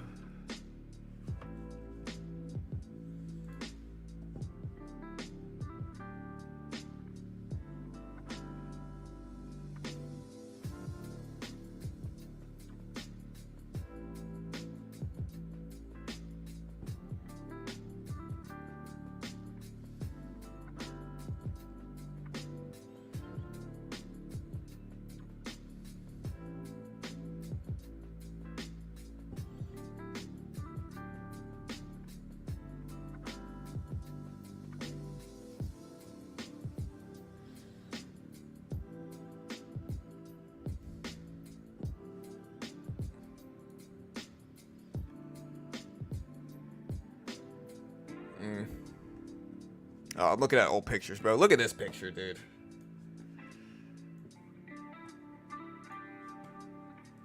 Look at that picture. Look how little Jack was, dude. Jack was so little in this picture, man. Look, that's Jack. He was so little. So was Maddie, but Maddie looks the same, kind of. This Maddie must have been 12 here, you know? But he was so little, bro. Now he's old and arguing all the time about everything. Jackson is like his stage where he's just arguing about everything. Talking under his breath, getting disrespectful, you know. He'll grow out of it, hopefully. But, man. Any plays that you're trading if PCE data is higher or lower? I'm probably just going to wait and react to it. I think trying to predict it ahead of time is a risky thing.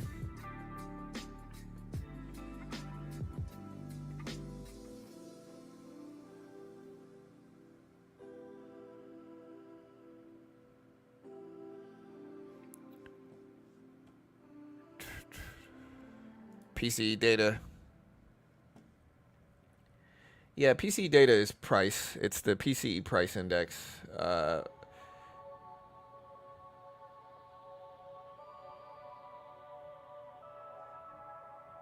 PCE data captures the changes in consumer prices, inflation and deflation. You know,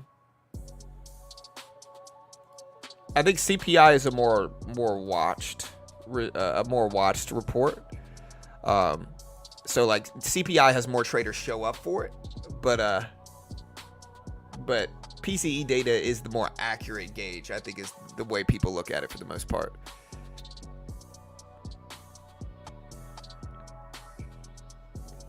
Yeah, I'm looking at all these old pictures. There's old pictures of me too. There's a lot of cool old pictures of me.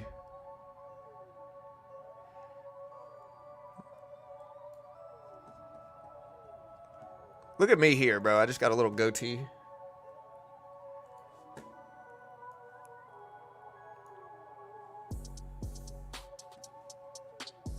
You know, there's old pictures, bro. I found them somehow.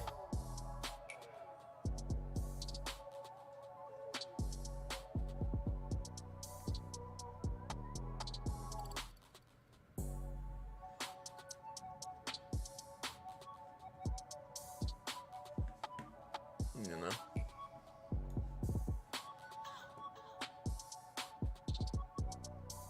There's beardless John over here.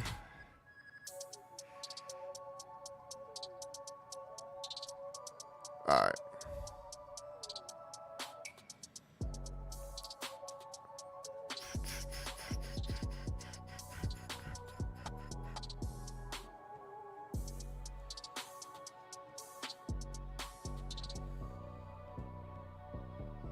All right, guys.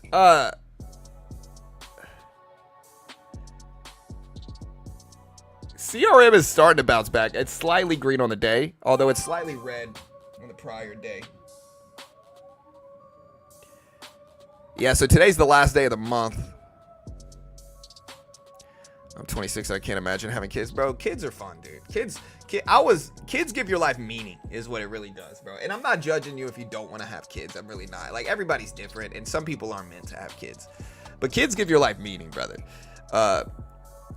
You know, I think what kids do to you is they make you less selfish. You know, before I had kids, I was incredibly selfish, bro.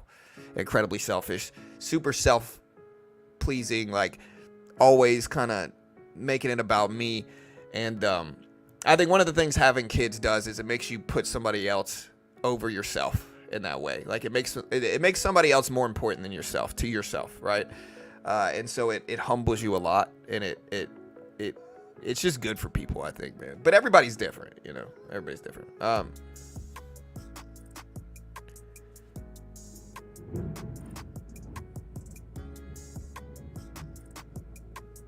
Y'all hear the rain over here, bro. It's storming on my end here, chat. We got 30 minutes still, chat. 30 minutes. Let's do this. Again, we got 750 plus people here live. We're waiting here. The queue is almost flat on the day. So I do think the market might be pretty much neutral. I might actually short a little bit here, guys. Yeah, I'm actually going to short, I think, here.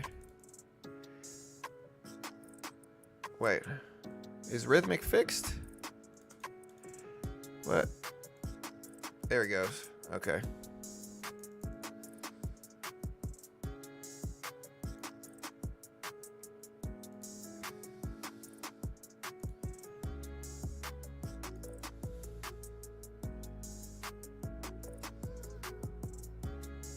Is Rhythmic still laggy or is it fixed, chat? I'm finding it still kind of laggy.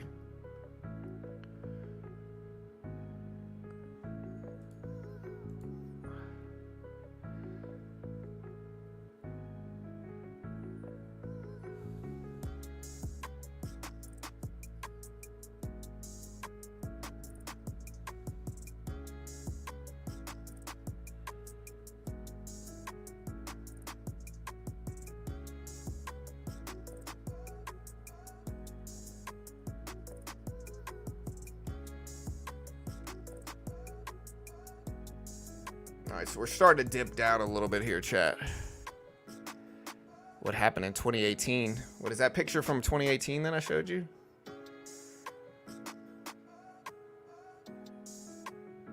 This one? Is it? No.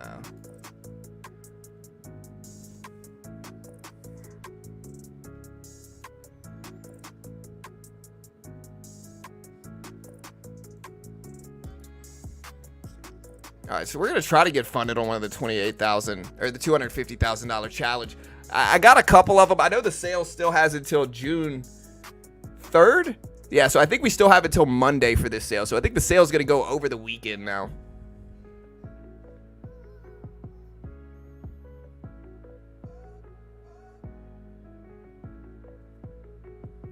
$23 hours, just closed from 5 to 6 p.m. and open Sunday night at 6 p.m. Yeah, so again, you'll be able to trade Sunday. Get out of here, Leo. Trying to troll. Come on now, bro. Futures are open 24 hours. No, so I don't think they're open on Saturday. Let me see.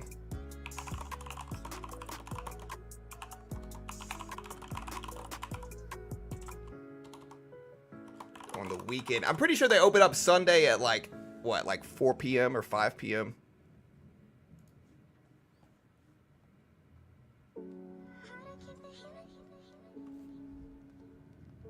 All right, so Monday through Thursday. So let me find.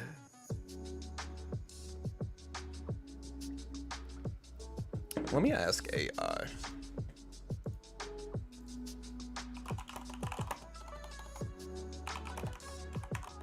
What hours are most futures?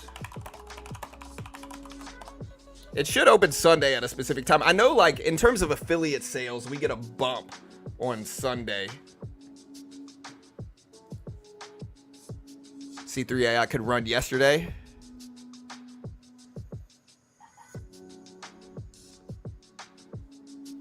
I mentioned C3.ai could run yesterday off good GDP data. It ran all day. Today will be the same. Keep it on the radar. Could run bigger today. Sunday, 3 p.m. Yeah, so futures operate nearly 24 hours a day, 6 days a week. They generally open at 6 p.m. Eastern time on Sunday and close at 5 p.m. Eastern time on Friday. So they closed all day Saturday, but they closed some on Friday, open back up on Sunday. Sunday evening opening is at 6 p.m. Eastern time, specifically. Okay, Leo. Then state what it is, brother. Okay, state what it is. It's all good. Say what it is. And I'll be able to tell whether it's true or not. If you're not just joking, go ahead and say it. You know, but you're 100% just messing around trying to troll. I mentioned C3.ai. C3.ai had earnings.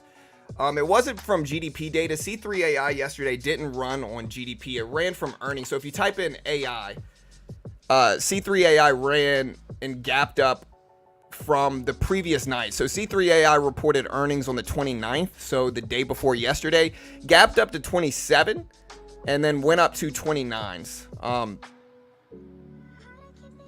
Now it's sitting at 28 where we currently are. So again, we'll see what happens. $28 a share roughly. I don't think C3.ai really makes that much money. Let me see, EPS AI. Let me do an EPS graph for them. This is one of my favorite ways to look at earnings. Usually we look at macro trends graph here. And then look at NVIDIA break up to 1120s here, chat. But yeah, look at this. So they're losing more and more money, though. I think people are betting on the future of AI is what it is. The future of AI is probably what it is. But AI is really up in the air in terms of profits for companies that are small like this. I think NVIDIA is going to be fine. But I think smaller companies that are more obscure like C3, where, you know, they're still losing money. Like C3.ai is still losing about 60 cents per share per quarter. And so it's still losing money. The graph isn't really getting better yet. Now, maybe it's still early as a company, but I think we could also look at revenue. So we look at C3.ai revenue graph. And again, usually we're looking at macro trends. Macro trends is usually like the best free site. Yeah, look, their revenue has been increasing though. So like, look at their revenue increase pretty consistently over and over and over again. So their revenue is getting better. Maybe they can fix their margins, but yeah.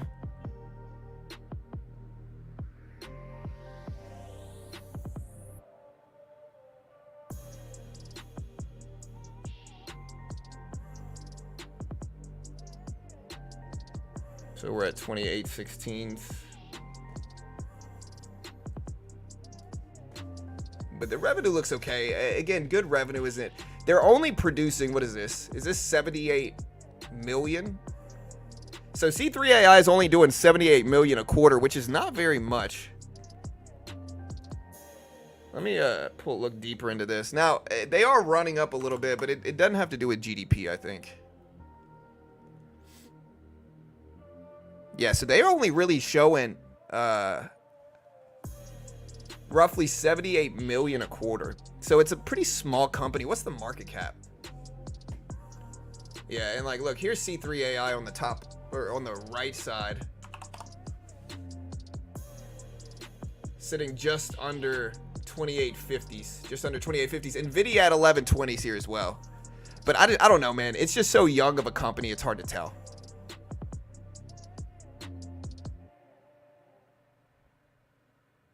You need a good idea, not just AI.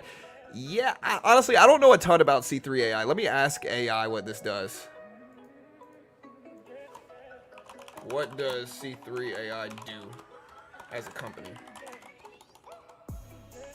And again, another real, like, querying anything is the easiest way to describe this. You can query anything using AI.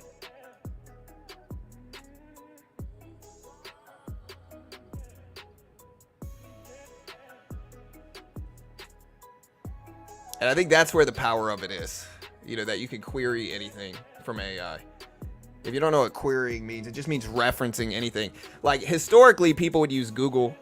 Before that, they would use books, right? Now with AI, you can essentially query and create anything you want. The real impressive part of AI, and I talked about this yesterday, the real impressive part of AI is going to be when it starts to be able to edit videos for you. And it already kind of can do that. There's already some software that will edit like shorts specifically. But once AI starts to be able to output videos, and Sora, you can see that with ChatGPT Sora, it's coming out. There's a lot of different versions of that type of AI, that generative video AI system that will come out. GPT's coming out with Sora. I'm not sure when that's going to drop, but they say it's going to be sometime this year. And so, yeah, again, once that starts to happen, it's going to grow exponentially. The production of technology, video content in general is going to go up a lot. And that's the most helpful it's going to be for me. And so I really am sitting here waiting for this to come out. Hey, bud. What's up, dude? Where's my mic? Oh, there it is. What's up, man? No, I haven't seen it.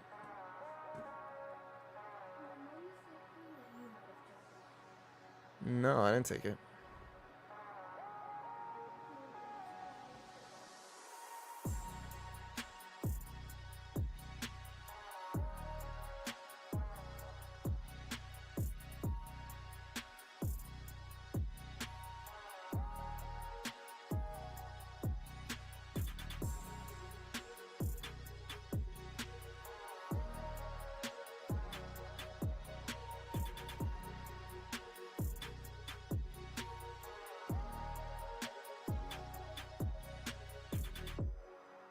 All right, sorry, my son came in here and asking me stuff. Yeah, so I mean, I asked AI what C3.ai did. Okay, so I'm going to break this down. What AI says, C3.ai says they provide a range of industry-specific AI applications designed to address unique business challenges across sectors. AI inventory optimization, AI supply network risk, AI energy management, AI CRM. They provide a range of industry-specific AI apps designed to address unique business challenges across various sectors. C3 has expanded its offering to include generative AI capabilities and includes C3 product suite. It has established strategic partnerships with Baker Hughes, Amazon Web Services, Google, Microsoft to deliver AI across industries including oil and gas, healthcare, manufacturing, financial services, and government sectors. Okay, so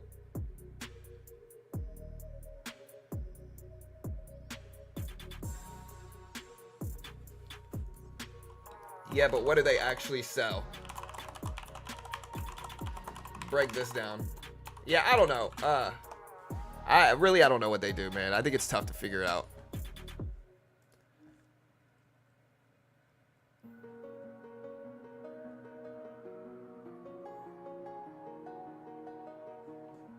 Yeah, so they have AR customer relationships. So they have a CRM, which is used a lot in like real estate, enhances production scheduling to maximize efficiency and downtime, improving energy efficiency and reducing greenhouse gas, identifies and mitigates risks in supply networks, helps businesses manage and optimize inventory levels. So yeah, they got a couple things. I don't know, man. The question is, how much does AI replace their business model? You know, like how much do you need to use their business model if AI can replicate it and replace it is the question. I think that's a tough question for them to answer too. I think what they're growing on might be their demise as well as a company, but maybe I'm wrong. I don't know.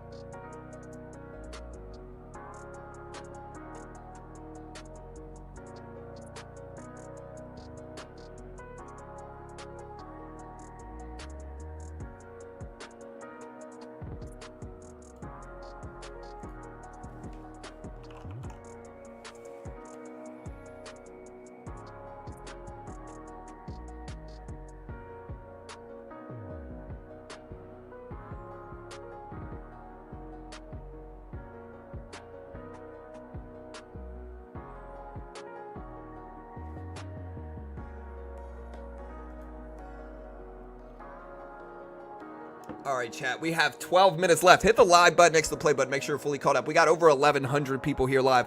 I am going to put it in sub-only mode. So if you haven't already, hit the subscribe button. Hit the notification bell. PCE tells you price increases or decreases over time in terms of consumption prices. So for the purposes specifically of consumption is what they show.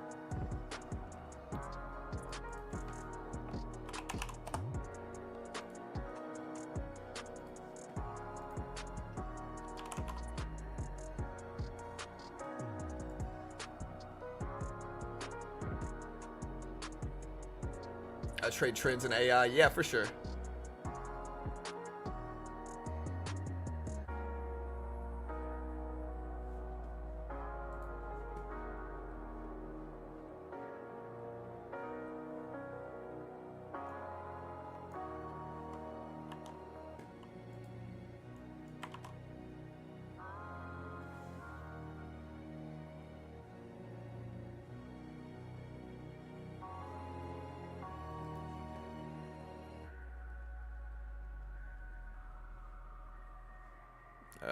Appreciate all the subs. Hey, I think we're going to hit 140,000 today.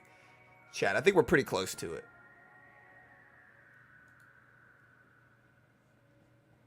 All right, so we need 65 subscribers left to break 140,000. So we will 100% get that today. Announce yourself, show us you're subscribed, and hit the subscribe button if you haven't already. We should absolutely hit that today, I think. tomorrow or next week's a crazy busy week as well. We have non-farm payrolls. We have unemployment data dropping. So we got payroll data and unemployment data dropping tomorrow. Honestly, next week, or no, not tomorrow. Next week is a busier week than this week is going to be. Hey, thank you, Steve, my guy. Thanks so much, dude.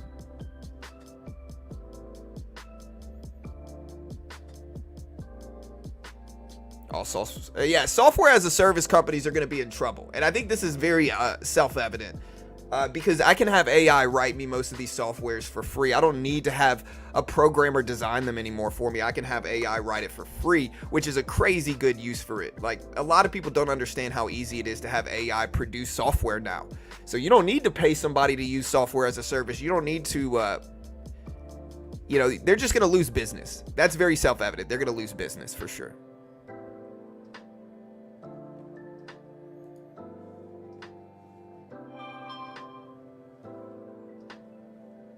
How much they're going to lose business, I don't know, but they're definitely going to lose business.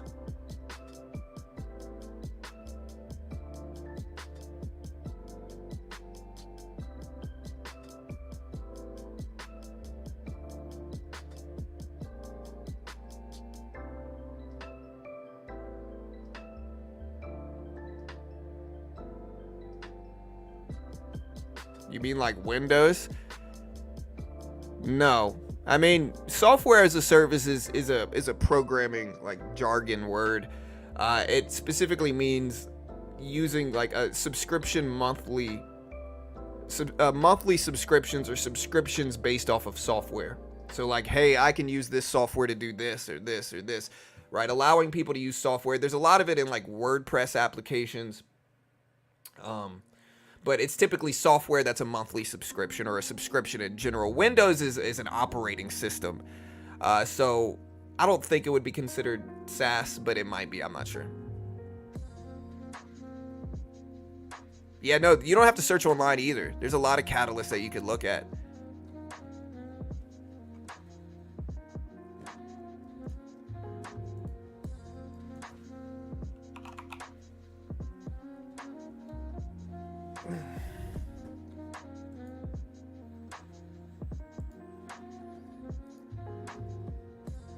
Yeah, so Sunday it closes Sunday at 6 p.m. it opens and closes every day at 5 to 6 p.m.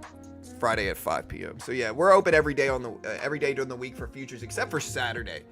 All right, guys, 7 minutes left. 7 minutes. C3 is moving up a little bit. I'm gonna put up. Would y'all rather the dollar index or gold on the right side? I can put gold up. Gold is sitting at 23.65. So we got the Dixie here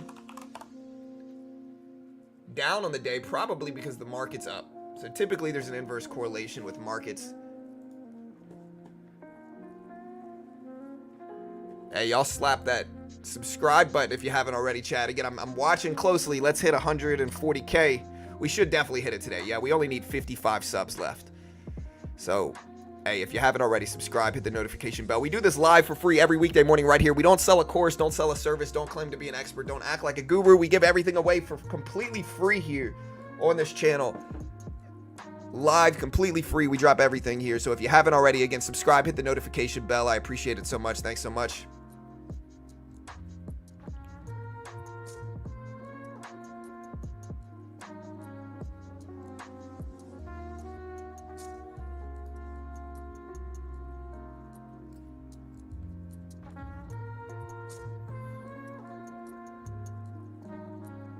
Yeah, so AI is basically a personal assistant that's also a genius engineer and programmer and scientist.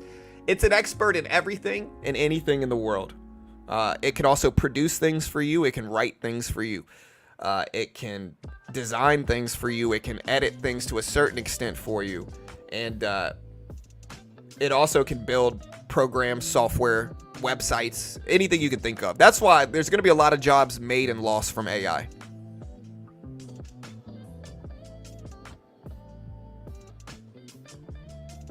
I use GPT-4o mostly with everything, but yeah. All right, guys, 5 minutes. We got 1,500 live viewers right now. Again, y'all hit that subscribe button, chat. I'm counting them down today. We need 45 subs left. We got 1,500 here. We need literally less than 50 subscribers. to hit 140K. Do it now. Don't be stingy. Listen, everything we do here is free. We don't sell anything. We don't charge for anything. We don't claim to be an expert. We don't act like a guru. Everything we give away for free. Hit the subscribe button. Hit the notification bell if you haven't yet. I appreciate it.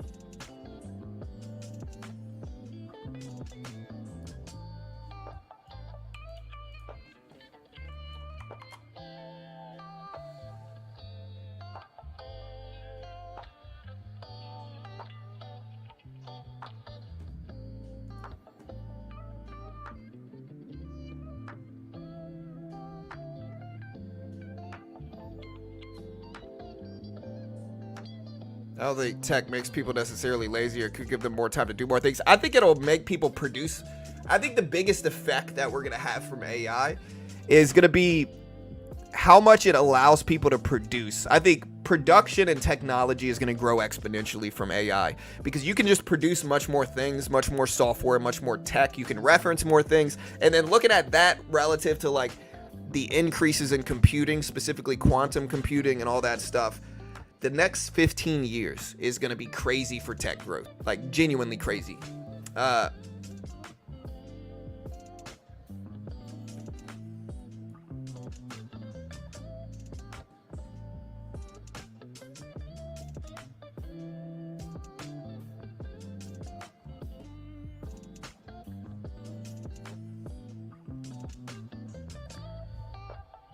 Tesla going up. I'm in Tesla right now. I'm not really a shorter in terms of like holding short positions long term. That's just not something I ever really do. I might short the NASDAQ or the S&P short term day trading, but I'm not going to short any stock long term and hold overnight shorting anything. That's just not my style. Thoughts on mushroom stocks as medical? I think psilocybin can be used effectively. I think there's a lot of bad propaganda for it, but I think people have to understand the studies that are done on mushrooms show that psilocybin specifically can basically refresh your brain system, your dopamine system.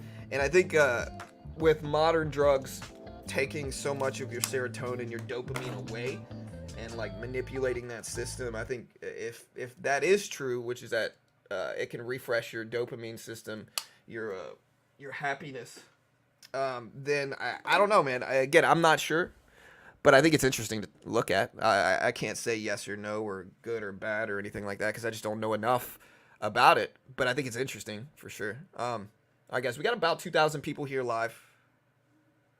I'm gonna have to reshare the screen here. There we go. All right, guys, PCE data drops in about 1 minute here. Chat, 1 minute. Let's get this live and ready. We got about 1 minute. Hit the live button next to the play button. Make sure you're fully caught up on stream. Again, we get thousands of people here because we cover this fast. All right, we got 1 minute, chat. 1 minute for PCE data. We got it up live. We're ready here. Again, hit that subscribe button, guys. Help me hit 140K. I'm assuming we're going to break it. Yeah, we need 25 subscribers left. We'll break it pretty soon.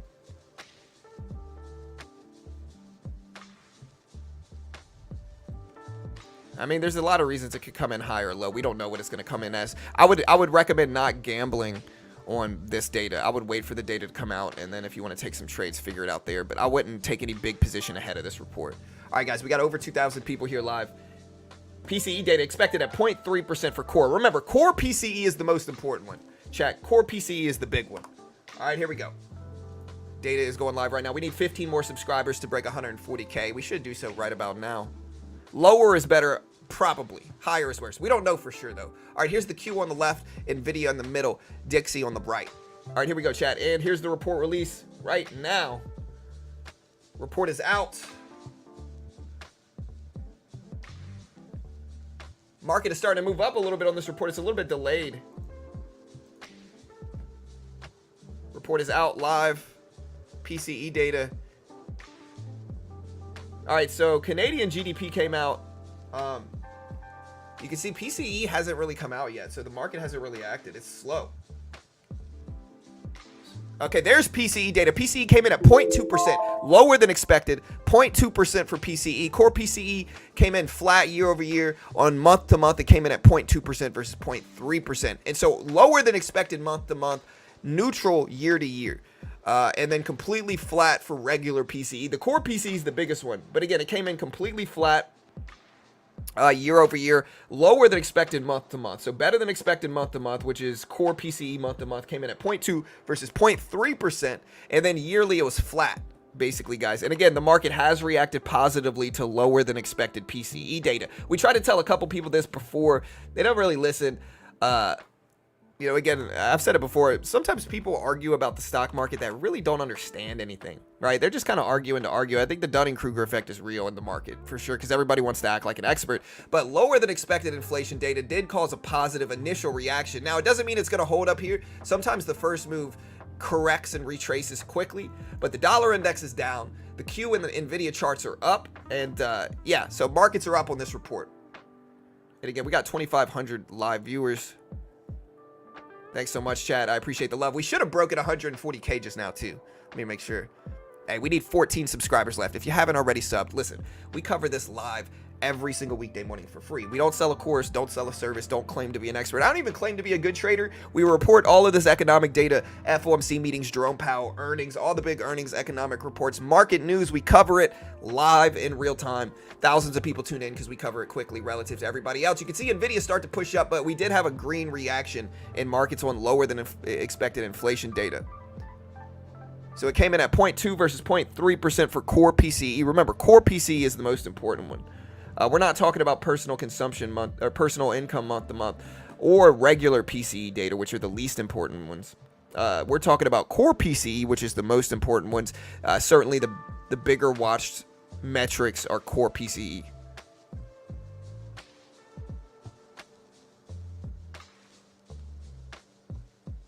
Yeah, well, interest rates are still high, right? If you want to know the logic of this, okay, and again, stick around. We're going to cover basic economics 101 here. The Federal Reserve tries to control interest rates to balance the economy. Now, if the market is at risk, if the economy is at risk for recession and depression, the Fed will lower interest rates. They can either straight up cut rates, or if they're more desperate, they'll do what's called quantitative easing, which expands their balance sheet through bond purchases and allows banks to lower interest rates to consumers. All these things are meant to stimulate the economy, because by bringing interest rates down, it allows people to spend more because they're paying less money in lending and mortgages and auto financing. If they're paying less money there, they can spend more. And so lowering interest rates stimulates spending. And the consequence of too much spending is inflation, which is what we've seen in 2020. The Fed had to step in and save the economy from the pandemic, so they stepped in, they lowered the federal funds rate, they did QE, brought interest rates down, they sent out stimulus checks trying to influence spending, and it worked. Spending increased dramatically, but so did inflation, because the consequence of high spending is inflation.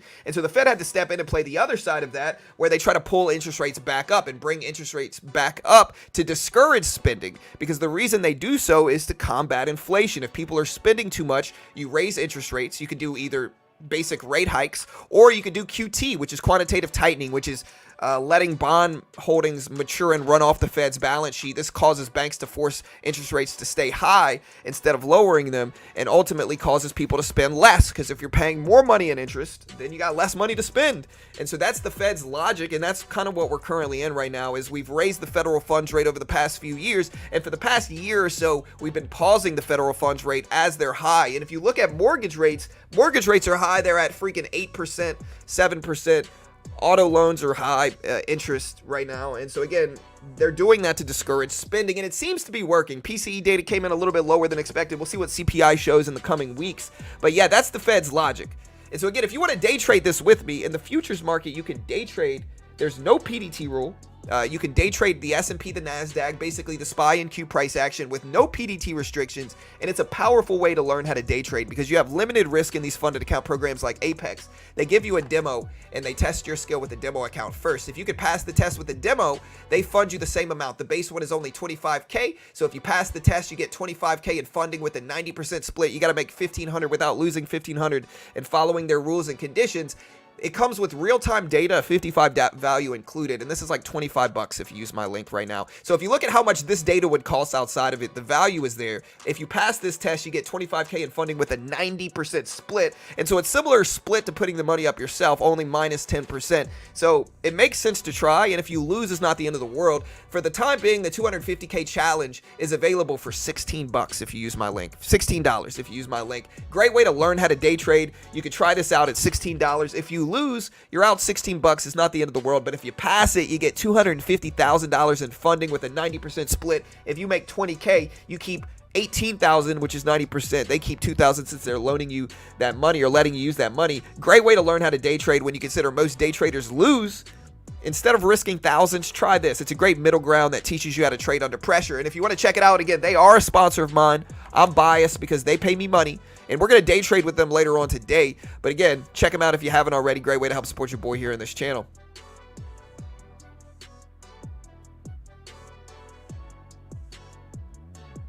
And yeah, understand CFTC 4.41, hypothetical simulated performance have limitations. Understand, I always tell people I have no idea what I'm talking about. Do not copy me. Not an investment professional. But again, the market's ripping up, guys. Market's ripping up. And I think some bears are going to be big mad about this. You know, it is what it is. Hey, congrats, Hollow. I got 78 million to trade, but thanks for the Apex knowledge. Sure you do, buddy. Nah, it's all good, dude. Headline inflation. This is probably the more preferred inflation metric. Probably.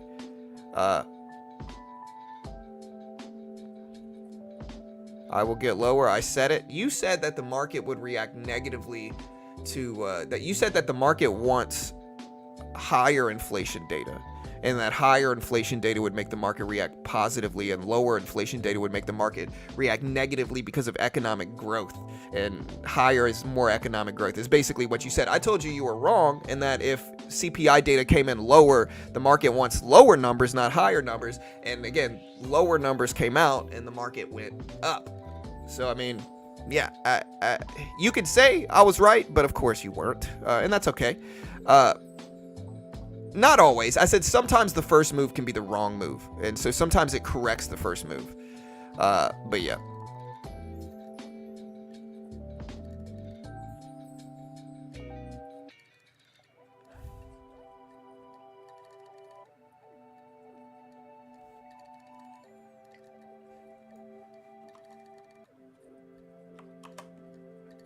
Wait, so Al, are you mad that I'm covering economics? I always cover it at least once a day. So, I mean, if you're mad that I cover economics once a day for all the people here, I mean, you know, be mad, I guess.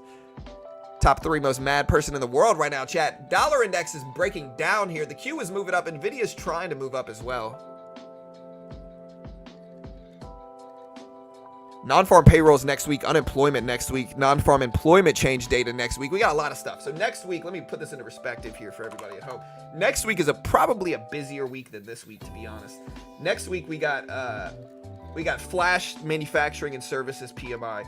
The JOLTS report is on Tuesday. ADP non-farm employment change is on Wednesday. ISM services PMI is also on Wednesday. Flash services PMI is on Wednesday. Non-farm productivity is on Wednesday, and the trade deficit is on Wednesday. Thursday, we got jobless claims. Friday, we got non-farm payroll and unemployment data. Every day next week, we got busy stuff going on economics-wise. So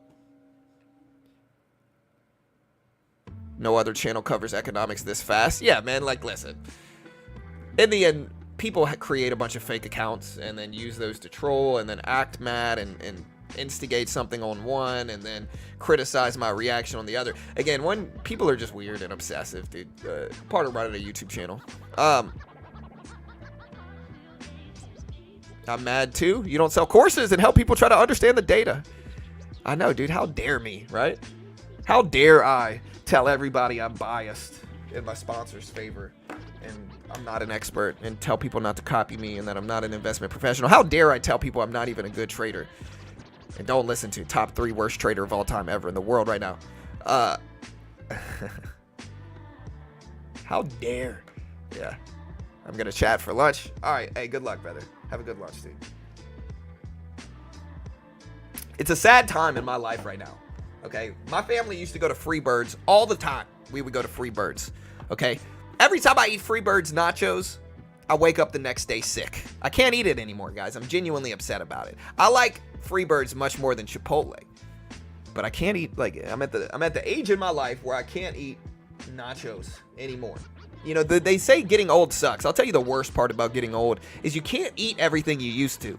I love donuts. I grew up around Krispy Kreme donuts in Louisiana. A warm Krispy Kreme donut's the best donut you ever had. I can't even eat half a donut anymore without getting, like, legitimately sick. Like, legitimately sick. It's unfortunate, man.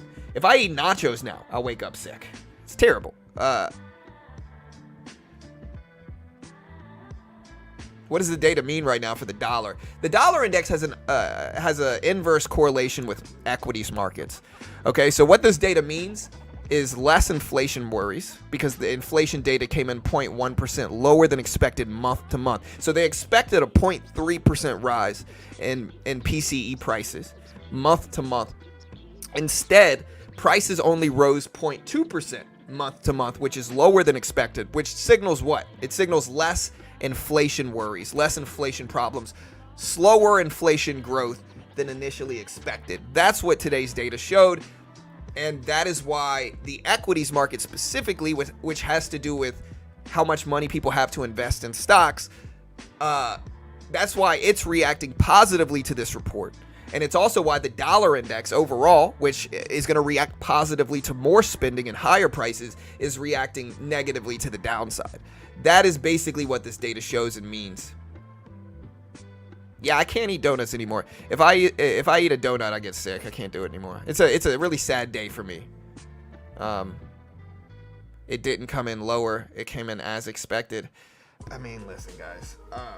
I don't know if people are like really bearish, and then when the market reacts positively, like they don't like hearing it.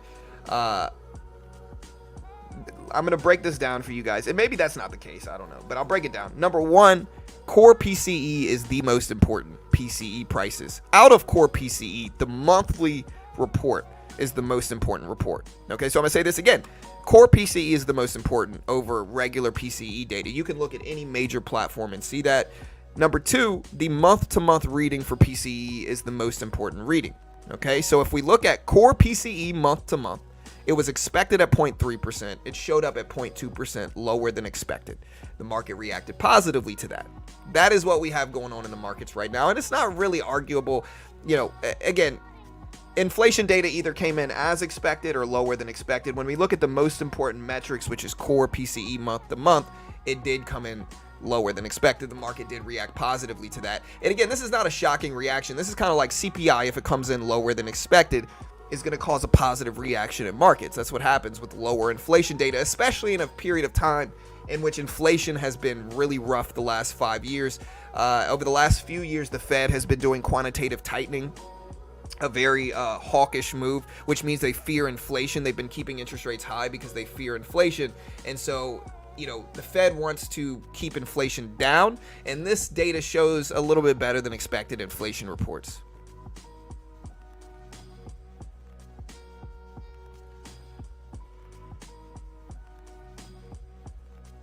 I feel nauseous.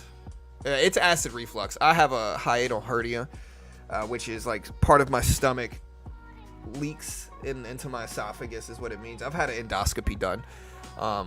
And so, but I don't like taking the medication for it, so I just have to essentially watch what I eat. I have to sit myself up before I go to bed.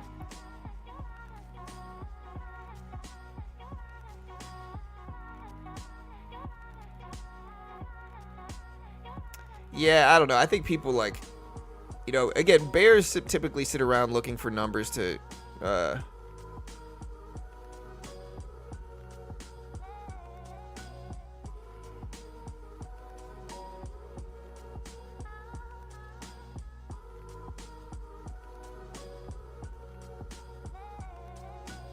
how old are you? 30. You're not old, and people like you because of your communication skills.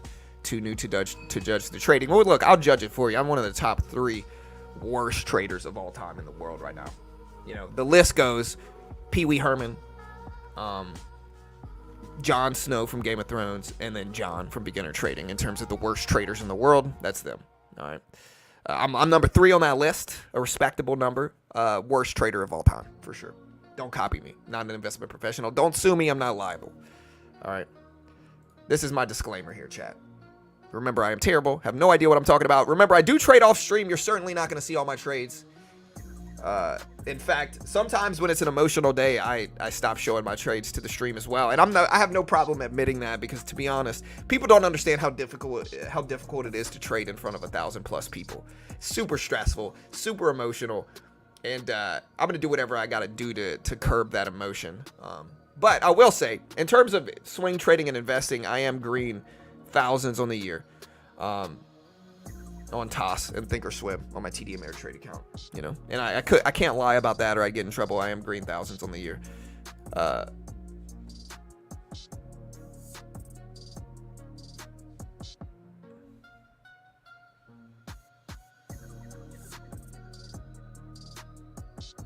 Hey John, I have a question. If someone holds an option position when a stock splits, what happens to that option? Nothing. So they're gonna structure that option like to be a neutral even result. And so, you know, if it's a stock split breaking shares like Nvidia from $1,000 down to $100 at a 1 to 10 split, they're just gonna adjust the characteristics of that option to reflect the same change, but ultimately have the same. So if your strike price is 1,200. Your new strike price is going to be 120, you know, like stuff like that. Like they're going to adjust it in that way. I'm pretty sure. I'm not a big options guy, but I'm pretty sure that's what they do. And somebody else can correct me if I'm wrong. Even if you did sue BT, I promise he has more money than you and will make your case look weak. Top 3 weakest case ever in the world. All right, guys. So we are green today. I'm trying to see what's driving this green action in stocks. We're very green in stocks. I wonder what happened. Part of it is Nvidia, of course. But what else am I green on? Home Depot is up. That's nice. I wonder if I should take profit at Home Depot. I'll wait. Nike is green again. But what is so green? I'm up. Hold on.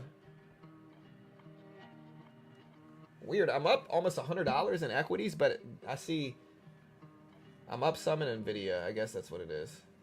I'm up some in Salesforce. Okay, that's good. PCE not good enough. Well, it's a subjective thing. You know, I could say two scoops of ice cream is good enough. Somebody else might come along and say, no, I want 3 scoops. It's subjective. Whether you think it's good or bad is subjective. I personally think we should wait to cut rates a long time, but who knows, man.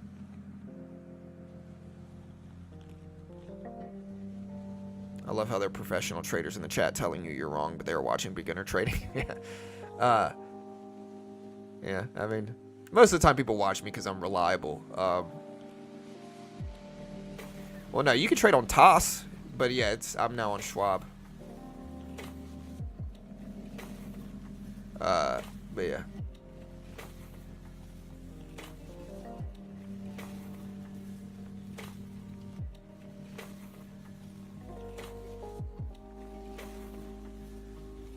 Yeah, people watch for the economic reports mostly, I would say. Mostly from the economic reports.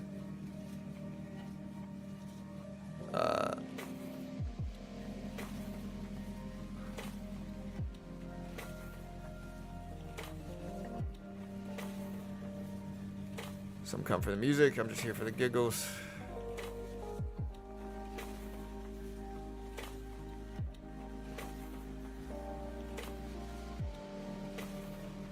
Definitely top 3 funniest traders in the world. Where do I find the subscribe button on my Nokia phone? Right next to the Snake app. Okay. Right next to Snake, the game. What happened to Dell? Dell is up a ton, but I think it's reacted negatively short term. I would buy it up, but it's just up so much. If you put up a yearly chart on Dell, it was at $44 to begin the year. So it's just not a big enough pullback for me. I need to dip down to like 100, 120 for Dell.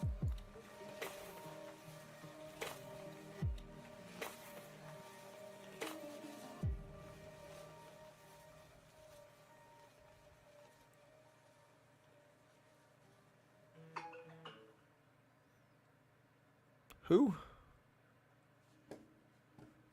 I made $1,000 in a minute at 8:30. Hey, congrats, brother. Congrats, man.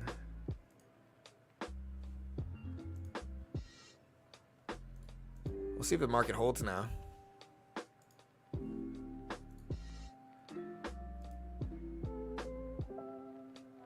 Yeah, Quant Tower for me is still pretty freaking laggy, dude.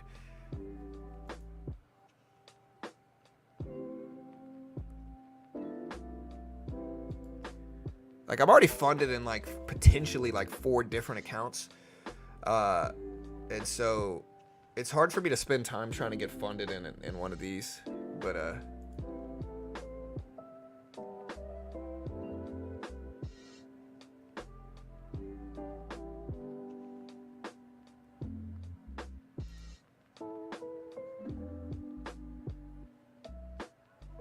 I see. Okay.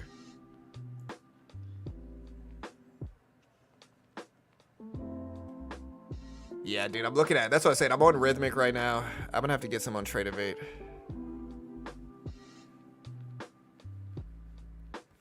Mahogany John. Hey.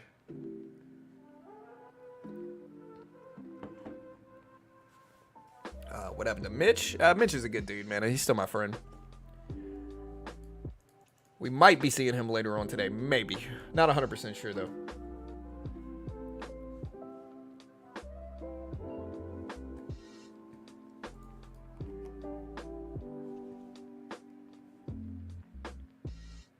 Today's the last day of the month, and it's a Friday.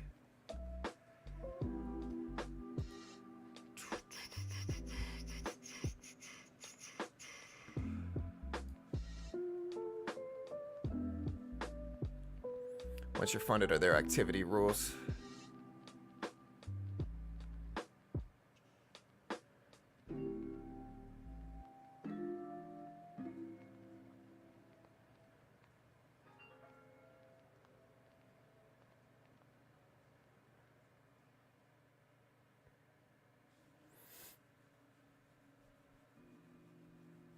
Yeah, so Rhythmic accounts should be reset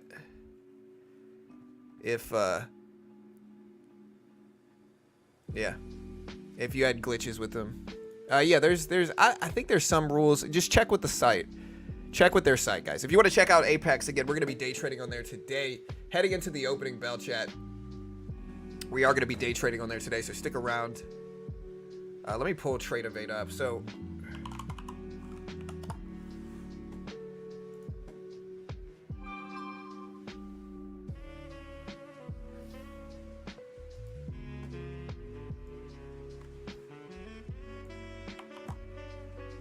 alright, so yeah.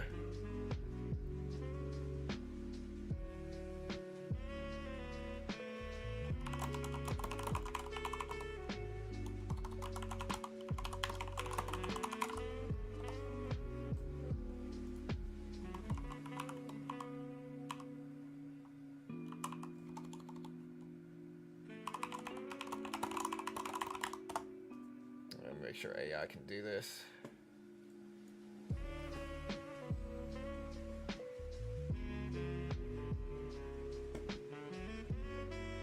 Dude, is it gonna make me really write this again?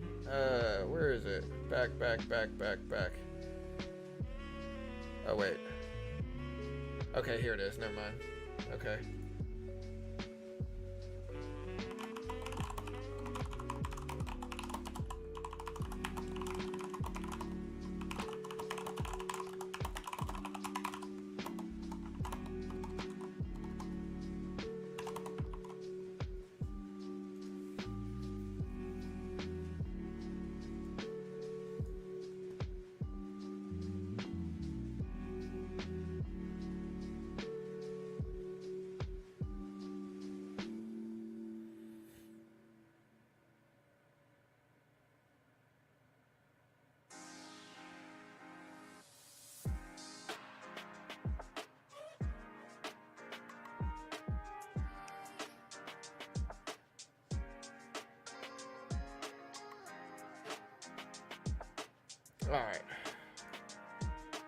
All right, so we got the contract here.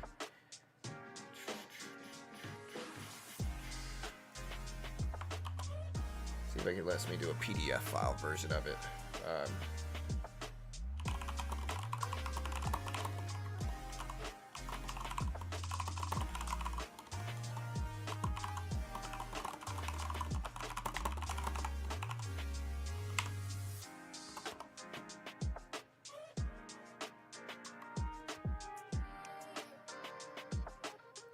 Wow, dude, it just converted it into a PDF file for me.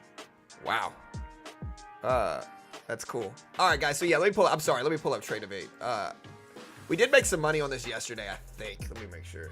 Yeah, so we are up thousands on this funded account as well here, chat. Let's see if we can keep building it up. I think we're gonna have Mitch on later.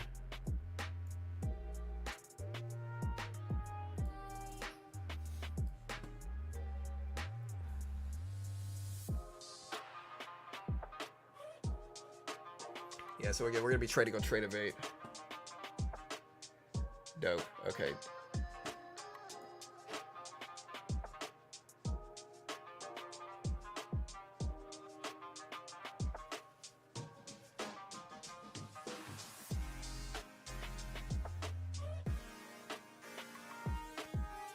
Good. Dope. All right. Cool. Let me see.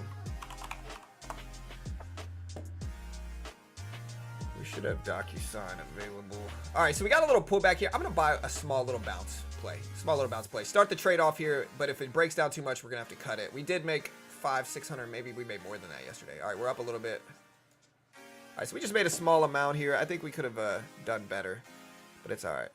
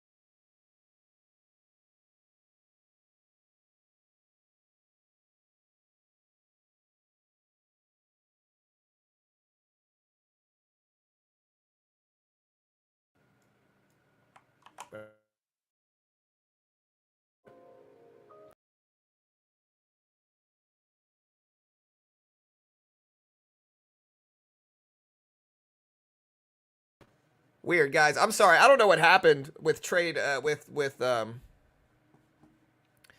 know what just happened with StreamYard. It just kind of acted weird. Here, I'll put my screen back up. Why is it taking so long to load? Can y'all hear me? You should be able to hear me.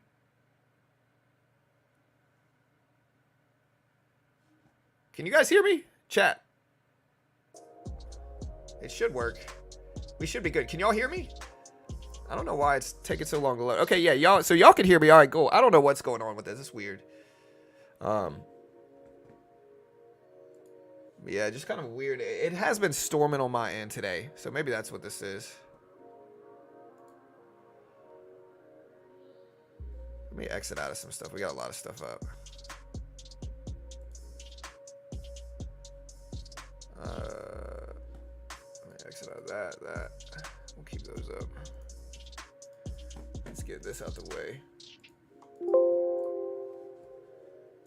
I got so many freaking windows here, dude. I gotta exit out of some of this stuff. C3.ai revenue. Yeah, C3.ai, we're still looking at it. Economic reports. We covered all that. We don't have any more economic reports today, do we? I think we just had PCE data coming out. Exit out of this as well. Cut this off also. Get rid of this window as well. So yeah, there we go. All right, so we should be good, right? Yeah, there we go. We're good. Yeah, we're gonna be trading the S&P E-mini contract is what we're gonna be trading.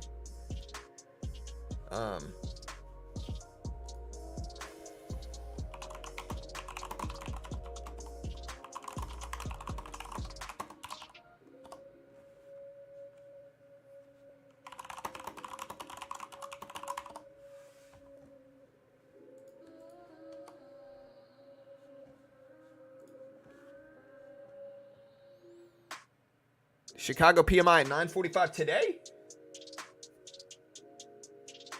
No, not today. I don't think that's today. I might be wrong though. All right, we're gonna buy this dip. We got a small little cushion. We'll see if we can catch a little bit of bounce.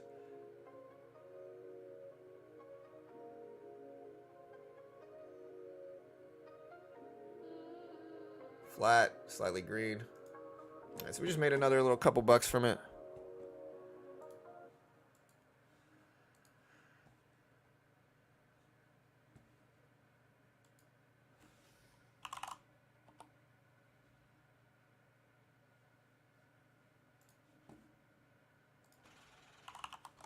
This is old music.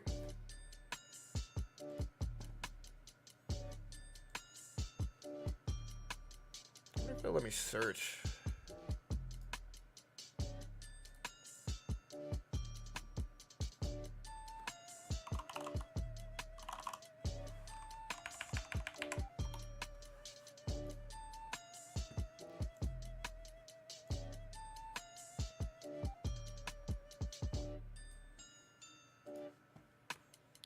Chicago PMI showing today at 9:45. Let me check. Y'all can hear the music, right? So we were correct about the bounce.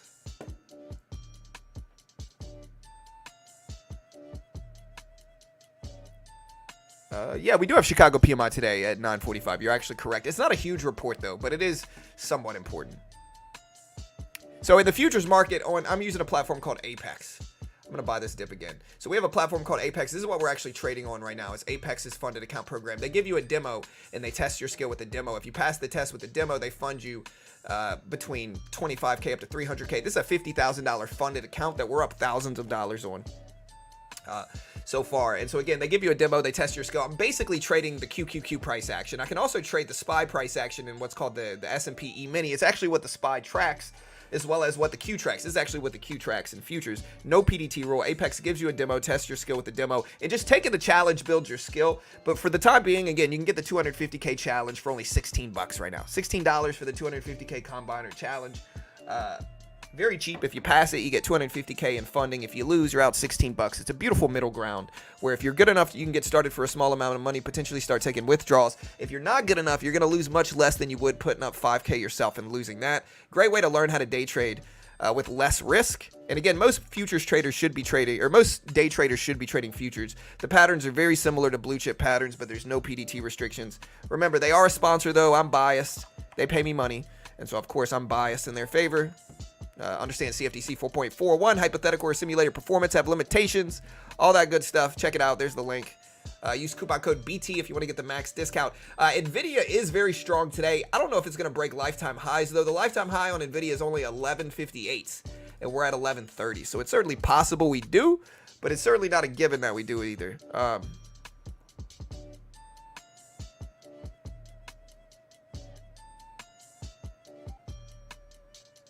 Okay, so yeah.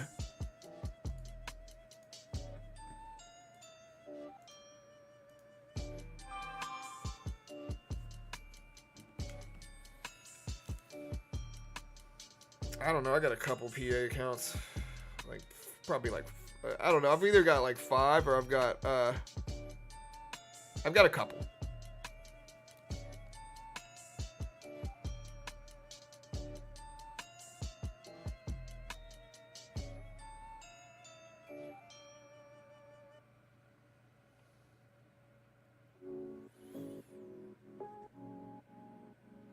Again, for the time being, I would set up Trade of 8 if you want to finish the challenge there.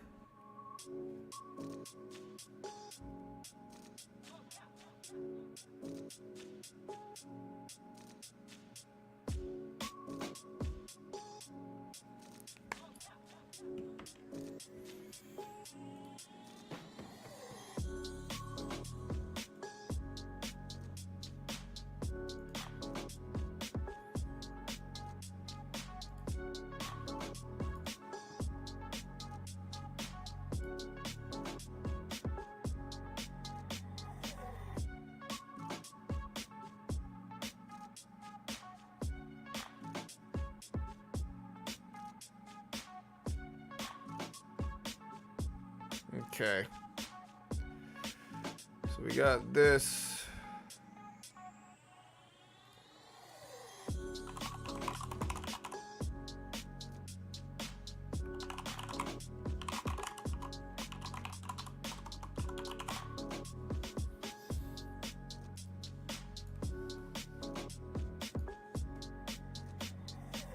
Okay.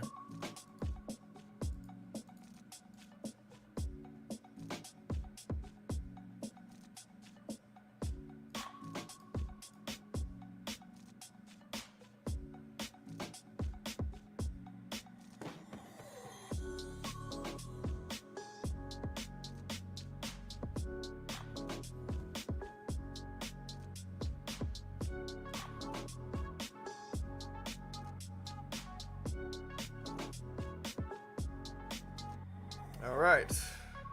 So there we go. Let me hit next. Got it.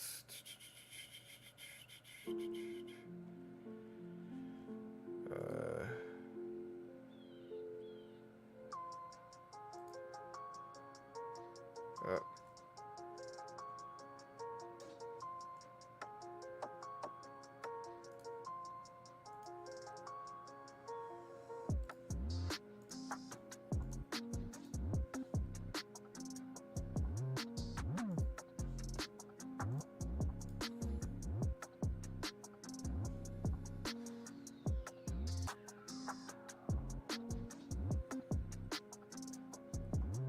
All right, guys. So we do have another pullback here.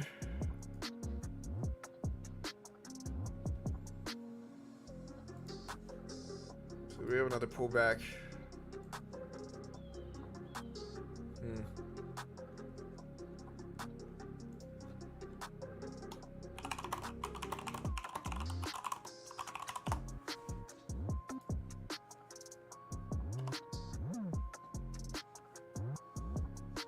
Oh, where did I?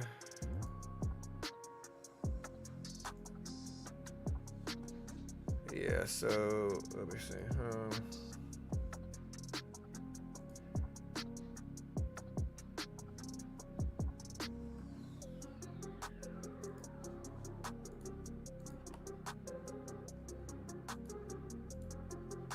Sure it didn't get sent to spam. All right, guys. So I still kind of want to buy this dip. We got 23 minutes until the market opens.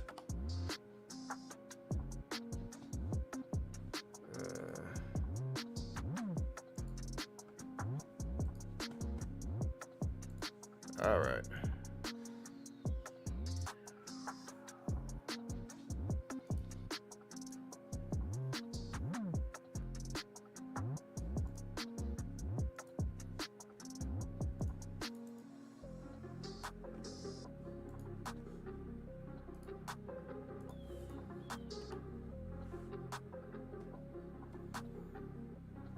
All right, so I kind of wanted to buy that dip. Let me check back on chat here. Yeah, the rhythmic issues are crazy. I would use trade evade for the time being. Dell, yeah, Dell. I don't know, man. Dell is up so much though. I don't know, Season. Maybe, probably not, but maybe. It's hard to tell.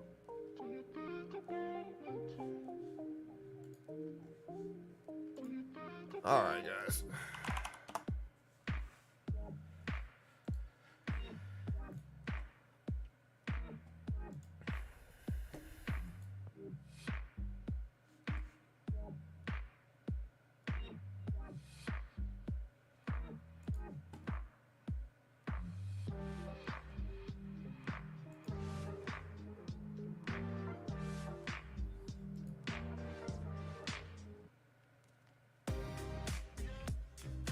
Dude, how long is DocuSign taking, bro?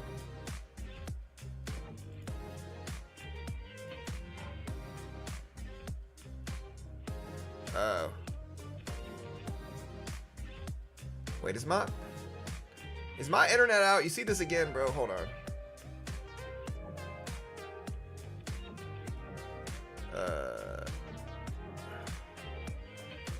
Okay, hold on.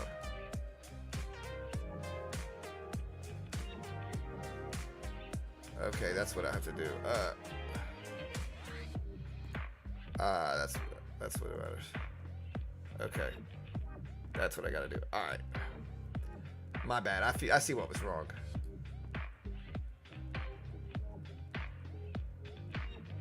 Okay, boom. All right, that should be good. Corrected.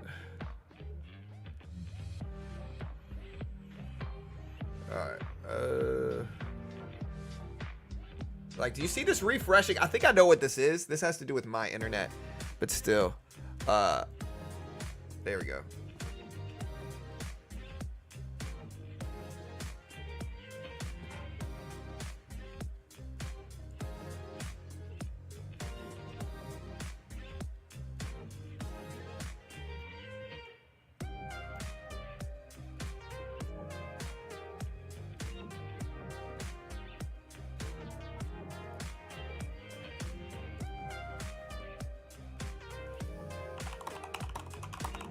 Alright, so I got it corrected.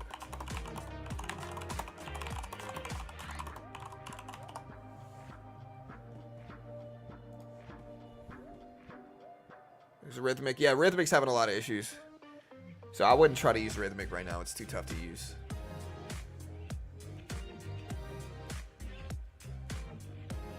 All right, we broke 140,000 subscribers. Thanks so much, chat. I appreciate the love. Thanks so much. That's an amazing, amazing thing. Thanks so much, chat. We still got almost 1,000 people here as well. Still heading into the opening bell. I'm going to disconnect me. It might glitch for a second, chat, so bear with me. Again, it might glitch for a second. It shouldn't, because we are Ethernet connected here, but just in case it does, that should fix it.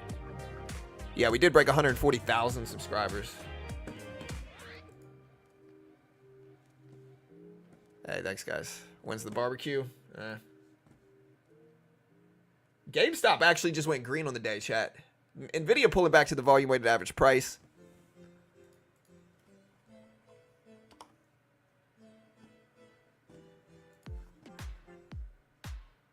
Yeah, dude, I'm pretty excited about it.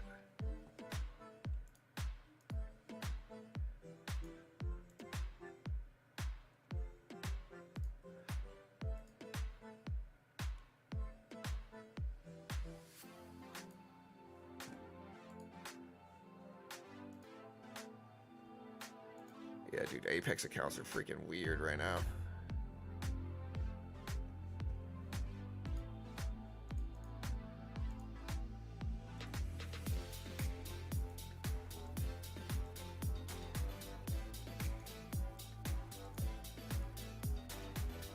The good news is that for the time being, you can use Trade Evade. I wouldn't try to use Quant Tower, though. Kroger. I don't know. Usually I found that running a speed test does the opposite. It makes my internet worse. So yeah, I'm just not going to do that.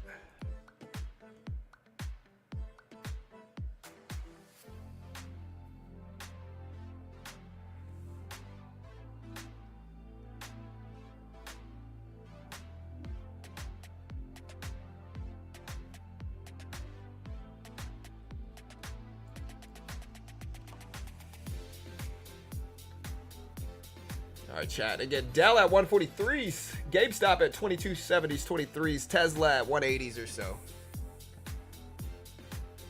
Yeah, GameStop is moving. We already built up a little bit of profit on Trade Evade today, buying this kind of pullback dip. We do have Chicago PMI coming out at 9:45. So we do have PMI data coming out. So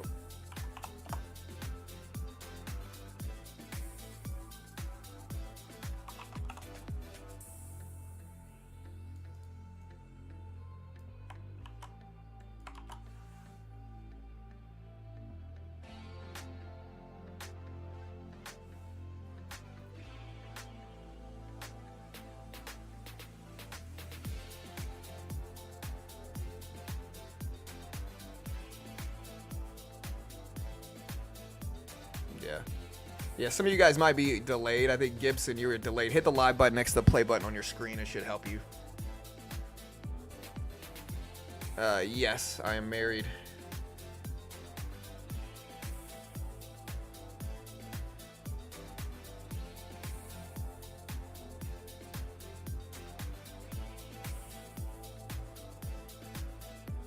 All right, GameStop at 23s. So GameStop is starting to rise here. If we put GameStop up on the top right, GameStop at 23s.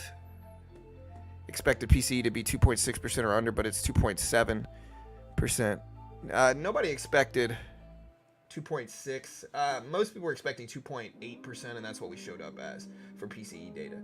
So 2.8% is what we showed up as versus 2.8% expected. The lower one was monthly core PCE, which is actually the most important metric.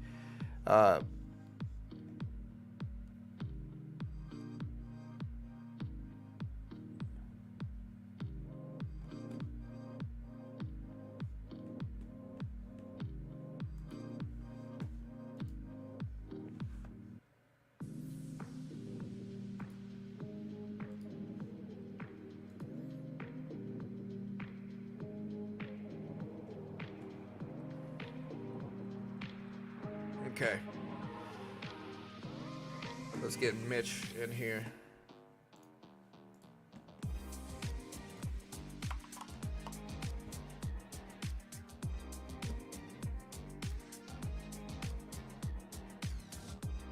Consumer spending was low. All right. Well, we should have Mitch joining the stream. Money Mitch. My bro Mitch coming on stream today. Should be at least.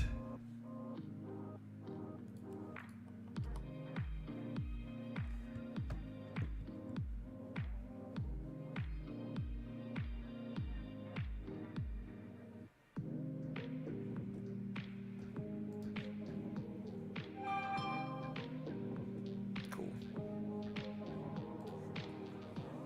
All right, so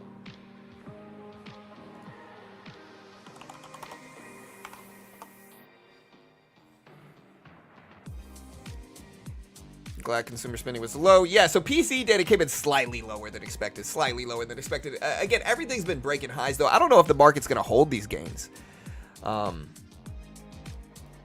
You know, again, everything's been breaking highs. The SPY, the Q, NVIDIA, they've been breaking highs for months now. The question is, how long do those gains hold? And I don't know. So again, I don't know how long those gains hold. We'll see. But, yeah.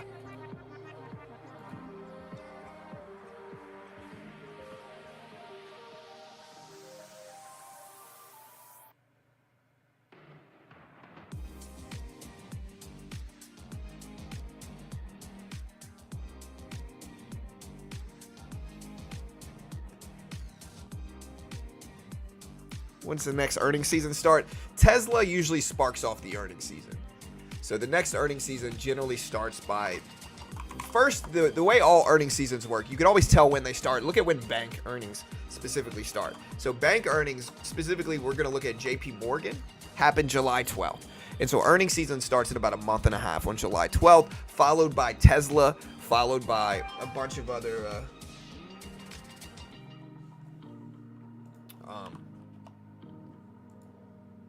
followed by a bunch of other ones too.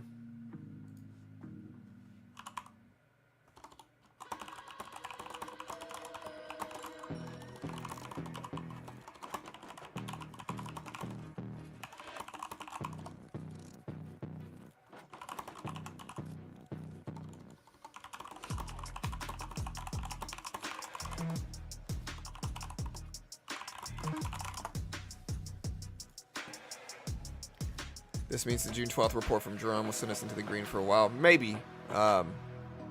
Maybe. Yeah, the next FOMC meeting is going to be...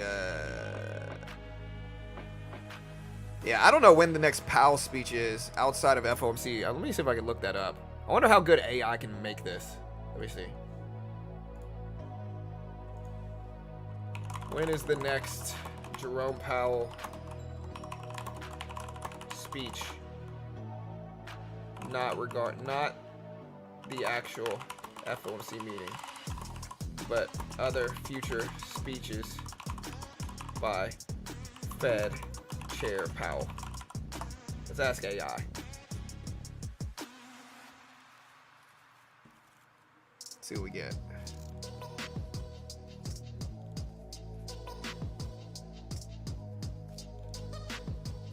Okay, so June 28th, Powell does his semi-annual monetary policy report to Congress. All right, so June 28th is when that happens. So, yeah, that happens. June 28th, he's going to deliver a semi-annual monetary policy report before the House Financial Services Committee, as well as the Senate, is how it's going to work.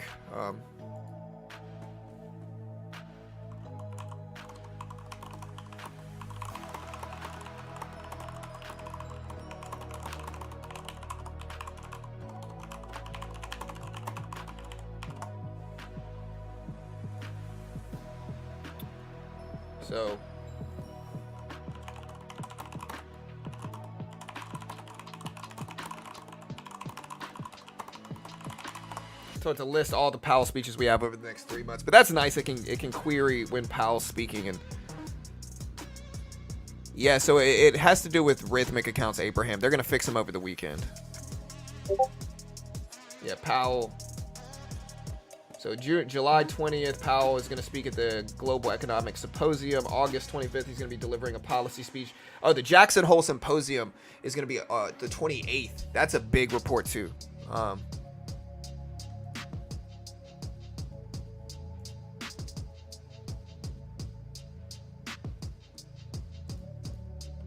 again, thanks so much, guys, for helping me break 140K. Hit that subscribe button. Help us get well over 140. But I appreciate it. That's a fun milestone, dude. Yeah, Rhythmic accounts are broken right now. You can always check out Trade Evade accounts, but you're going to have to wait over the weekend to get the Rhythmic accounts fixed for...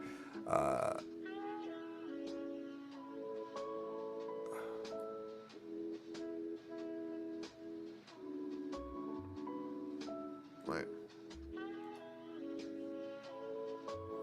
Oh, that's super early. Okay, good. Yeah.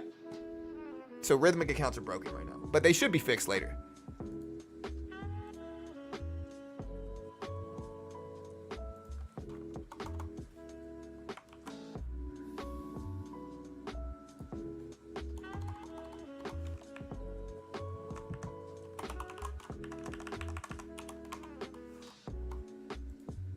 So we got a little bounce up, a little, I would argue, a long-term bull flag, but a short-term downward trend. Maybe not, though. We'll see. Tesla probably misses revenue. I don't know, man. You know, Tesla's revenue has been pretty solid. Like, let me see if AI can query this. Send me a graph of Tesla's last 12 quarters in revenue. All right, let's see if it can query this for me. And so again, I'm asking AI to build this for me. Let's see if it does. Part of me wants to buy this dip as well. We got to look at Nvidia up to 1130s. Let's see if we can break highs of the day or lifetime highs.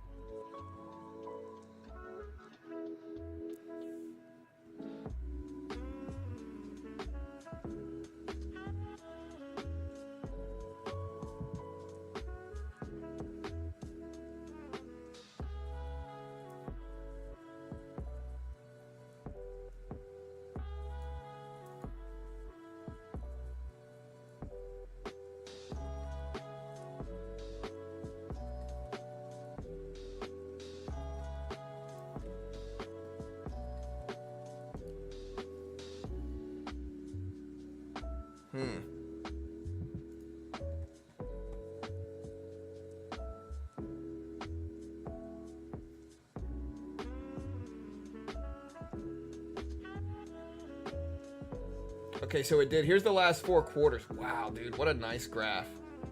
Okay, so here's Tesla's revenue graph that AI just built for me. Okay, like look at this revenue graph. Let me pull this up. So yeah, we had to build a contract. We're looking at other stuff like Jerome Powell speeches. But look at this graph that AI just gave me here. This is Tesla's last 12 quarters in terms of revenue. You can see it increasing month to month, dip a little bit, increase, dip. It seems to be always the second quarter is when the dips happen. First quarter to second quarter, dip. First quarter to second quarter, dip. Now we're in quarter 4, you know, so quarter 1, quarter 4. From quarter 4 to quarter 1, we usually have an increase if the trend continues. But yeah, here's Tesla's revenue graph. Really interesting how AI can build this for me. Really interesting. All right, chat, we got 5 minutes. Oh, there we go. Hey, what's up, Mitch? How you doing, brother? What up? What's up, dude? Hey, y'all do a sound check. Make sure you can hear Mitch. You sound pretty good on my end. But we got Money Mitch here. What's up, brother? Let's do it. I'm excited to get after. Yeah, man. How's the fam, bro? I'm not going to... I know you... Look, I won't be too specific. Hopefully, you know, you and the fam are doing good, brother. Yeah, man. You know how it's been. There's one thing that twins will do for you, John. No sleep, bro. No sleep. It automatically made trading like 10 times easier. Oh, for sure. Conditions you to just deal with, you know, the swings. Yeah. Kids are echo. Okay, so there is an echo. So if you're playing it over, maybe I could be too close to my mic. If you're playing it over the speakers, it could be where the echo is coming from. So they're saying the echo is bad. Let me mute you for a second, Mitch, and then See if there's a. All right, so that should have fixed the echo. But Mitch is now muted. We got to figure out. I know the only way. So this will happen with Cam and I. And so what I'm gonna have to do is I'm gonna have to stop the screen share and just not share the sound of my monitor. Is what it is, right? Oh, So that's it. Yeah, That's let's it try right it there. now. So can y'all hear the echo now? The echo should be gone. The same thing happens It's gone. with. Okay, It's yeah. gone. It's gone. That's Okay, all it yeah. is. That's all That's it what is I right figured there. it is.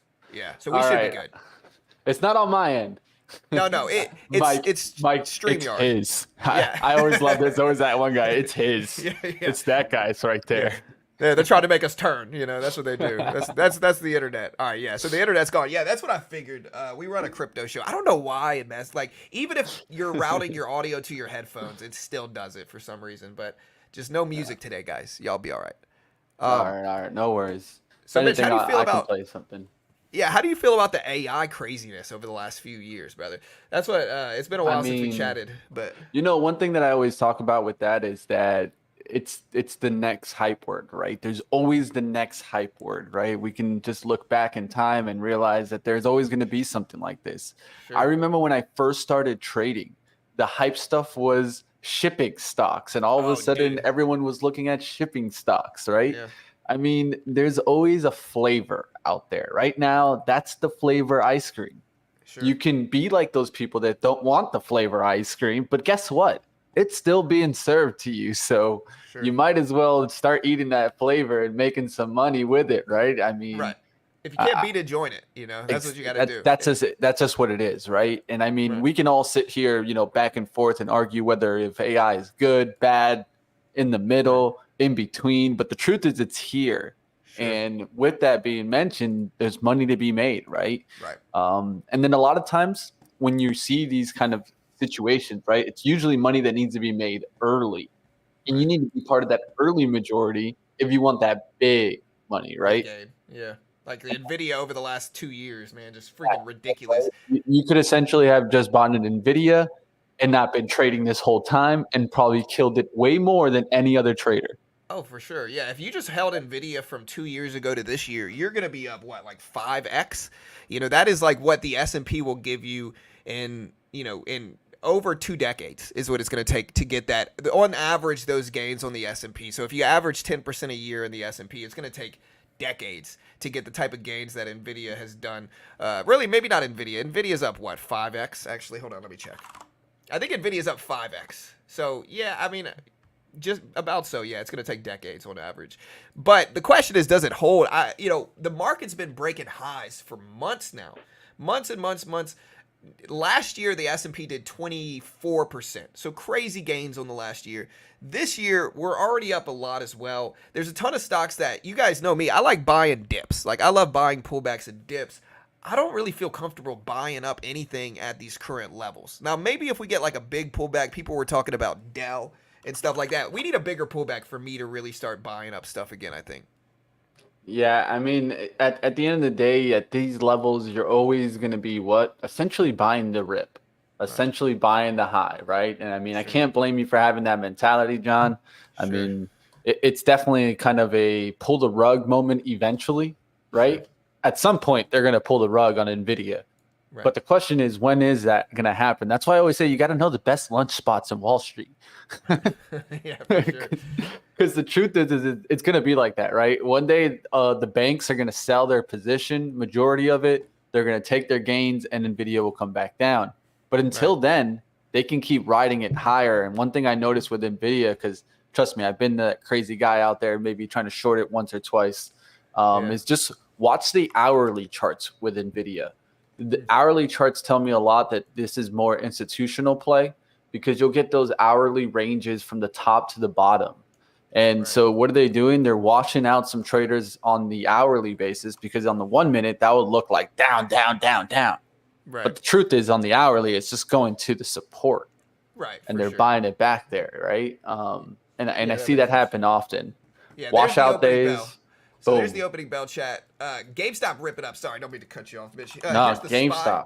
Yeah, GameStop is ripping up. You got me excited. Yeah, GameStop, dude. Honestly, I got really lucky. I held GameStop and AMC through this latest run. I did take some profit off at like my 60. Boy. Yeah, I needed to, but I didn't tell the stream about it. I even told him at the time though. Like look, anytime anything's up that big, I'm usually taking some profit. You know, the community can hate me. I'm still holding some of it though, and I'm still green. My average price on GameStop is 15.16. You know, so like I got a really good average that I can kind of sit on now, and I'm green on the day. We'll see if it holds. But yeah, GameStop ripping up. Yeah, over AMC, 24, I think is yeah, a really nice level to watch for, right? sure, It's been there before, and then there's this 26 gap right right, above that I've been watching. But I played it in that run too, man. I can't blame you on that sure. GME run. Sell it, take that money and run. Right, if it's up hundreds of percent, you got to, Yeah, man. I Eh, made like $1,000 on 30 shares. I was like, yeah, I'm done. sure. Yeah, might as well lock it in, dude. Tesla falling down a little bit. You know, I've seen a lot of Cybertrucks in my area. They're really cool, impressive cars. I love them. Carol used to hate them. She was like, "These are ugly cars. I hate them." But she saw one in person, and it was a black one. It was a black Cybertruck. It was really dope, dude. It was really cool. And now she's even like, "Hey, that's impressive." I think it's impressive because it's like a freaking tank. It's super long. You know, it's super long, and the back makes it look like a huge car, but it's actually a truck. And it's bulletproof. But like, I also think there's some risks in Tesla, specifically that Elon is way too outspoken. I think in political stuff. I think the dude needs to just kind of build cars and be quiet to a certain extent sometimes, and I think that might make them vulnerable for the future. But overall, I like Tesla's. I like their cars, but I've never actually owned one or driven one. And the car guy in me is kind of disappointed in EVs because it means that like I think eventually the future is going to be self-driving vehicles. I think full self-driving where cars completely drive themselves. I think it's going to be safer, but I think there's a lot of speed bumps along the way to accomplish that. You know. Looking If they, around, man. yeah, Looking dude. around. What do you guys see moving out there? One thing that I'm looking at is, of course, like these penny plays. There's Lucy moving today. Was it Looking symbols in around. Lucy? Yeah, Oh yeah, it Lucy. is. Yeah, Um, Lucy.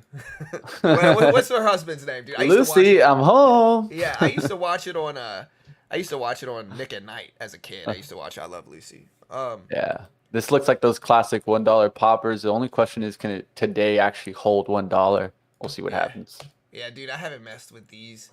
It's been such a long time, dude. I remember the good old days where we were trading these. When you said shipping stocks, I remember OPTT, Ocean Power Tech. I remember dry ships is probably that was my first introduction to the stock market was shipping craziness, pump and dumps.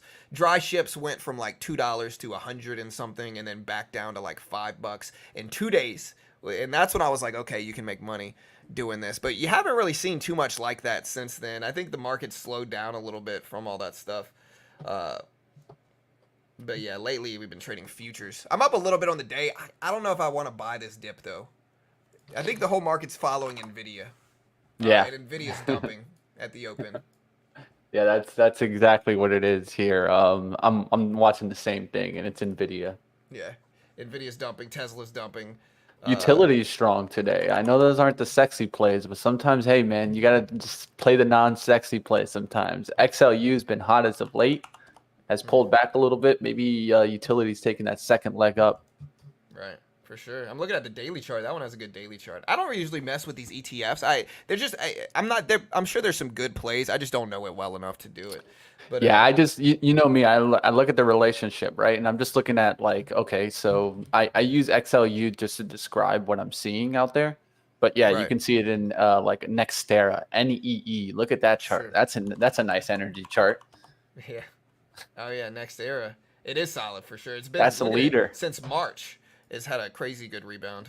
And you know, the fun part about these is that they're not the sexiest, but look at if you're like playing like a moving average pullback on these. You're just Right. buying the dip and just continuing to ride that momentum. Dude, have you played with GPT 4.0? Dude, No, it's I so haven't. good, bro. Dude, it's so good. So look, like you can ask it anything. I actually had it write that contract I sent you like about an hour ago. Very easy. I didn't show the stream or anything, but like I had it Nice write that mention. contract. Yeah, I had it write a bunch of different stuff. I had it build indicators. So like you can say, hey, build me this indicator. You can feed it the logic, and then you can just put it on toss. Like, look, I'm gonna show you an indicator that I had it build, and look at how like it. I'm gonna preface it with Chad. Do not copy this indicator. I can't guarantee you're gonna make money. Don't copy it. It's just something that I've been playing with AI with. But check it out, dude. I built. Gotcha. Yeah, I built a couple different ones, but like, look, it predicts tops and bottoms. Like, look at this. So let me get my little tool out. Like, check it out on this side. Look at that. Okay. Look at that. This one was Okay. wrong for sure. But like, if you keep going back, this is NVIDIA chart on a 1 minute. On a 5 minute, it's actually even better, I think, too. Like, let me see. So yeah, look at the 5 minute. So like, look at these. It doesn't show up all the time, but like, look, literally picks the bottom. You get the bounce. Calls the top. You get the dip. If you keep going back, it doesn't show up all the time though. I have to program it to set like an alert. Look at it. Look at the top. You get a little dip. Predicts the bottom again there. You get a bounce. And so AI can produce some powerful code that like, and I think this is the future of trading as well. Tesla just completely rebounded back up. 100%, and it's the coding aspect of it that makes it so much better, right? It makes you a coder. Right. And you don't even need to be. Like, I didn't code any of this stuff, dude. I just fed it the logic.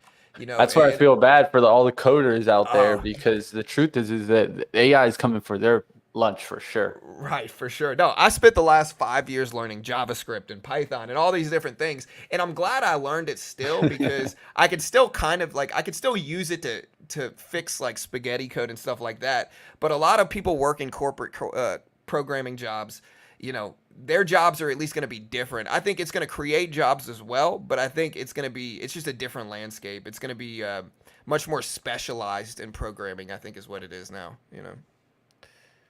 All right, seeing right now, NVIDIA at least bouncing in the chat was mentioned. I always love to catch comments in the chat. Someone mentioned BE, Bloom Energy, X Green 51. I see you out there. Yeah, it's always good to catch some traders looking at some names, and that's an energy name, not doing bad. Just ripped over 17, has an interesting pattern. I'd like a quick pullback to 17 in that space right now, after you just got above it. But hey, that's not a bad play right there. Yeah, we'll see if NVIDIA can do like a red to green move at the opening bell. So it formed this big candle right here.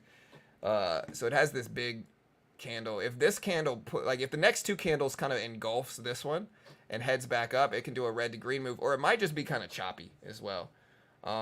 Mitch, one of my favorite strategies, brother, lately has been, and tell me what you think about this. I've kind of brought it up to a couple different people.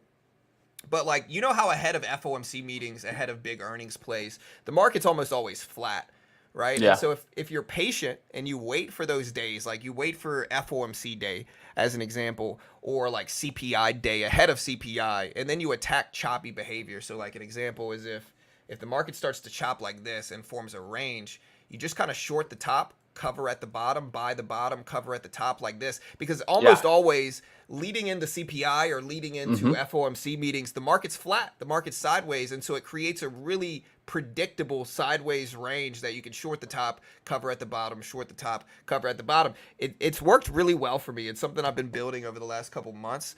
Just a really powerful strategy. The key is you got to be patient and wait for those days, which are not all the time.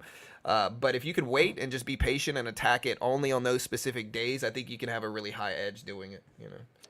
I agree, and it's not a bad way to look at it. I think sometimes too many traders are trying to play breakdowns versus trying to play within the range, right? Right. And that's like trading like an algo. I talk about that. Hey, there's nothing wrong with trading like the algos, right? I mean, might as well join the party, man. Right, we just talked about it, and sometimes you got to just join them. Right. All right, I'm looking at an SMMT, and so this is Summit Therapeutics. I might take a shot on this one off the 9s and hold off the 80s here. Oh, you got your screen. You want me to put your screen up? I can put your screen up. Yeah, you can. Okay. You by all means, right? That's one thing that I like to do. I do a live trading on myself, a little prop account. So here you guys see it. I'll let you guys see even positions, everything. So I'll let you guys know exactly. You're using Trade the Pool, man. How is that? Is that good? Trade the Pool, the prop action, man. I like it. I enjoy it. It lets me trade and trade big, right? I mean, and keep learning. I think that's the important thing. Like always, right? You and I have traded action on prop before, and I think the important part when you're trading prop is it's just really testing your skills, right? Like here, I was looking for that curl back through 9, right? I could have bought their 880s. And then just been like, oh no, but maybe it'll go through 9. No, I wanted to see the action there first, react to it, right? And then at that point, if there's no action back, I don't need to get in. And right there, some traders probably are getting washed right now. And as it comes back through 9, maybe later in the day, I'll grab it. And I think Yeah, that's the important thing too. Also, I used to sometimes try to jump too much early into the trade, front run. Nah, sure. I try to run on the back end and then just try to get some of the pennies now. Right, for sure. I think that makes a lot more sense too, because like that's something I think every trader's kind of been through that. I know I have where I always want the first move. I always want that big breakout, that big breakdown. I'm jumping on there. I'm trying to get rich. But once you mature as a trader, I think like I started realizing at least that it's better to let a big move happen and then maybe get a small bounce back and then it like kind of piggyback off of the move, kind of take like you said the back end of that move. It's a lot Yeah. easier. There's more edge and it's a lot safer too. You have less crazy big swings and you can just kind of ride the move in a more peaceful way, I guess is the best way to put it. Um, GameStop coming down a little bit. So GameStop under 23 now. So GameStop flat. AMC's mostly flat. Tesla's right at the previous closing price. We do have Chicago PMI data dropping in about 3.5 minutes, or in about 3 minutes. It's not a crazy big report. It's kind of like a medium to small interest report. It's nothing like PCE data. PCE data came in lower than expected now.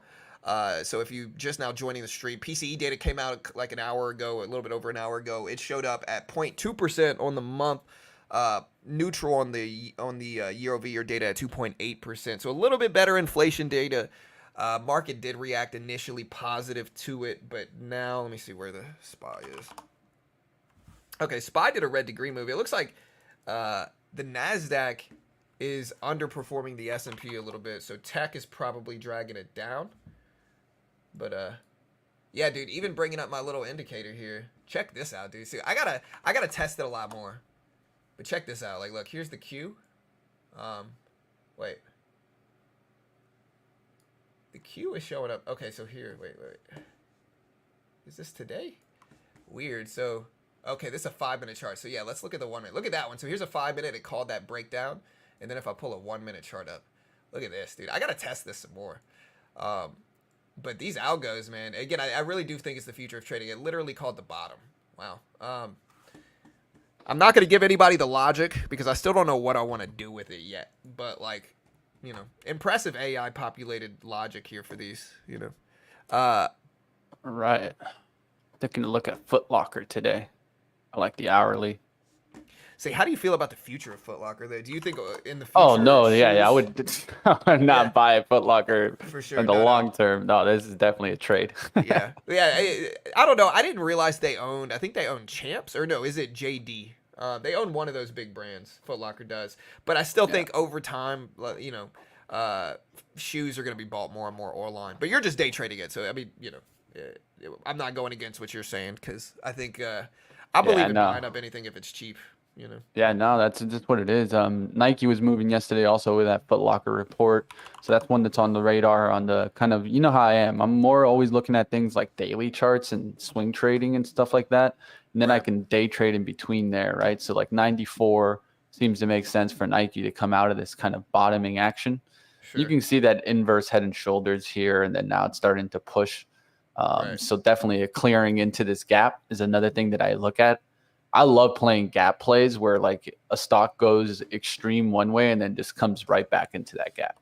Right, for sure. No, I think there's a lot of potential for that type of stuff too. I'm in Nike. My favorite strategy for swing trading is like I'll look for a company that I like a company that I think is going to be okay long term. That's just really beaten up short term. Like some examples of this. These always happen after earnings. So like earnings, Airbnb dipped. We're green on that one. We bought Chewy up a couple months ago. Man. Yeah, dude, Chewy, Ryan Cohen, man. I think it was a monster. Target.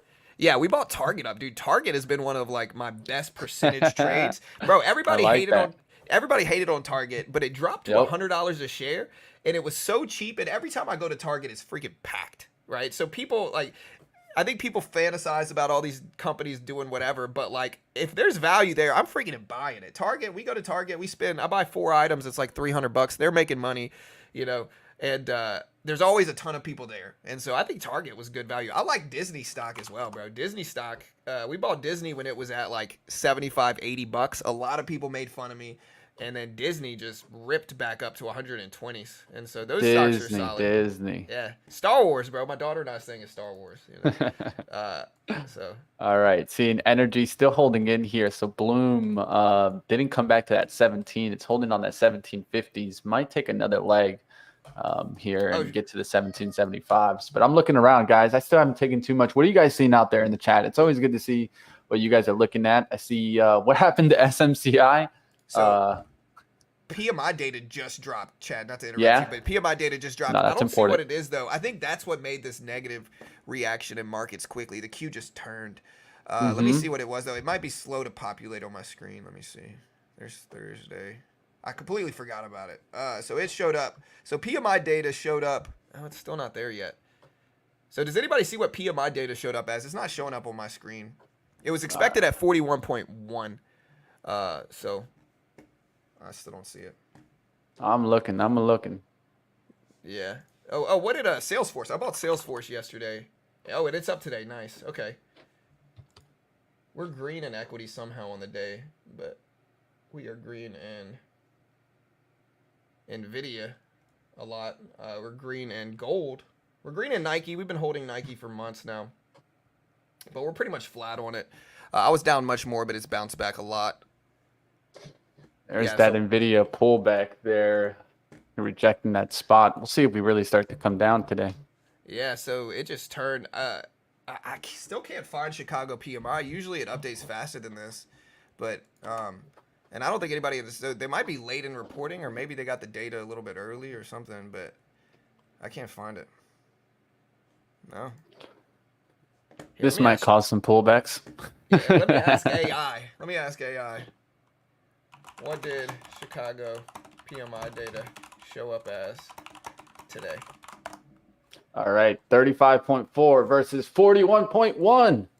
Okay, so it came out 35.4. Mitch bot.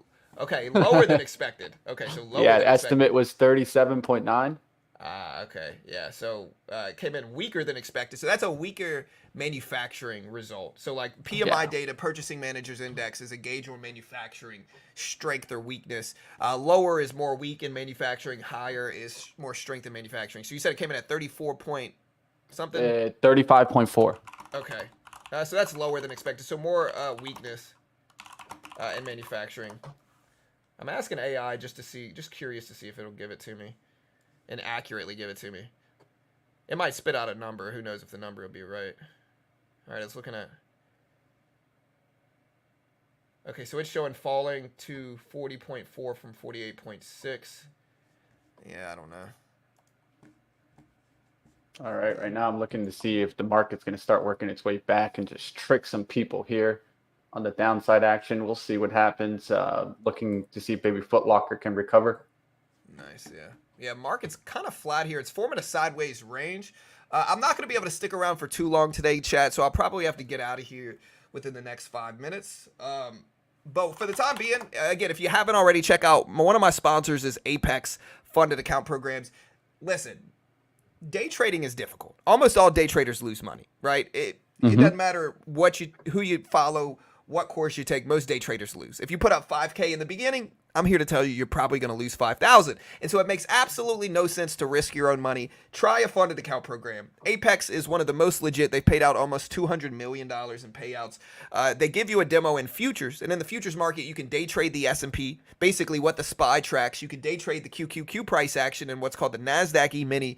No PDT rule. Patterns are very similar to blue chip stocks, but there's no PDT restrictions. They give you a demo between 25K up to 300K. And if you can hit the profit target without hitting the max loss, they fund you. And again, most day traders lose. And so most day traders are going to lose here as well, but it's a lot cheaper to lose this. The base one, for the time being, you can get the 250K challenge for $16. But the smaller one is the 25K challenge. It has a little bit better ratio. To pass that one, it's like $25 or something like that. You got to make $1,500 in profit without losing $1,500 first. If you do that, you get 25K in funding with a 90% split. And if you lose, you're only out $25 roughly. A great way to learn how to day trade. Understand, they are a sponsor of mine. They pay me money. I'm biased because they pay me money. Remember, I have no idea what I'm talking about. Might be wildly wrong about everything or anything I say. Understand, I do trade off stream. and understand CFTC 4.41 hypothetical or simulated performance have limitations. With that said, if you want the max discount, I'll put this link up, and you can check them out. $16 right now.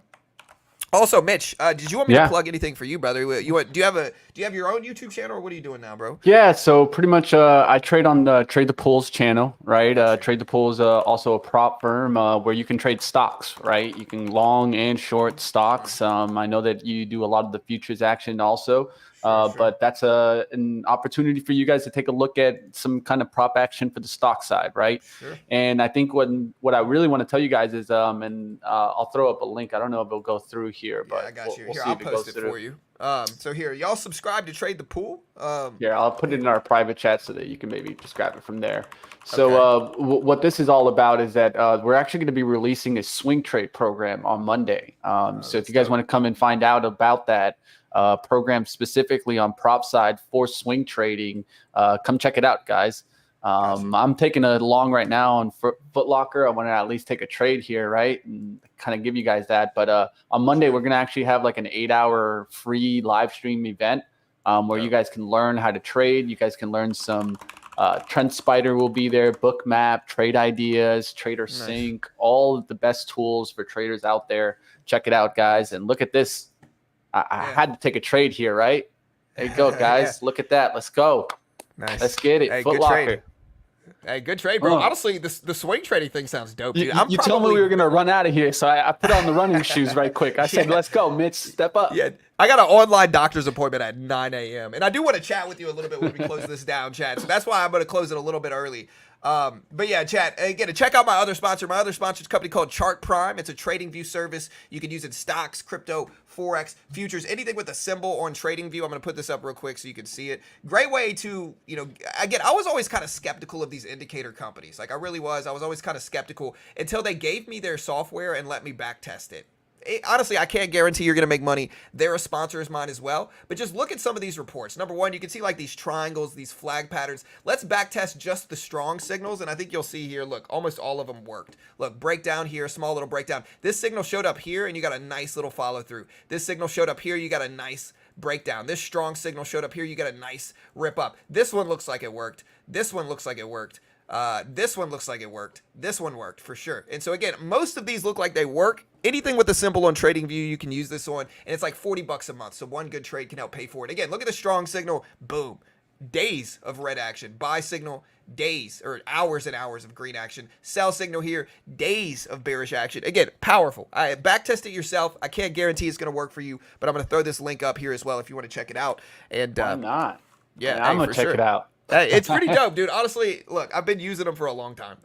Honestly, genuinely impressive if you try it out. But again, they're a sponsor. I'm biased, chat.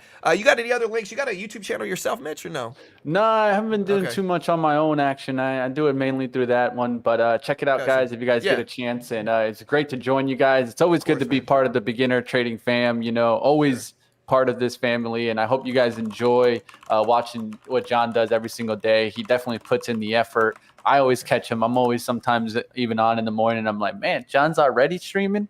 He's looking out for you guys, right? He's helping you guys out nice and early. So it was great to be a part of the stream today, John. You have a great one. Beginner trading fam. You guys always smash those likes. Enjoy the stream. And if you're new for some reason, like I was today, joining in, that subscribe button. What are you waiting for? Don't be stingy. Come on, man. Yeah, right, for sure. Y'all have a great weekend. You see it glow up, right? When you say subscribe. Hey, do it now. Do it now. We broke 140K this morning, 140,000. Hey, so, be proud of that, man. 100%, man. Be proud, man. It, hey, you guys have a great one. Take care, all right? Later, team.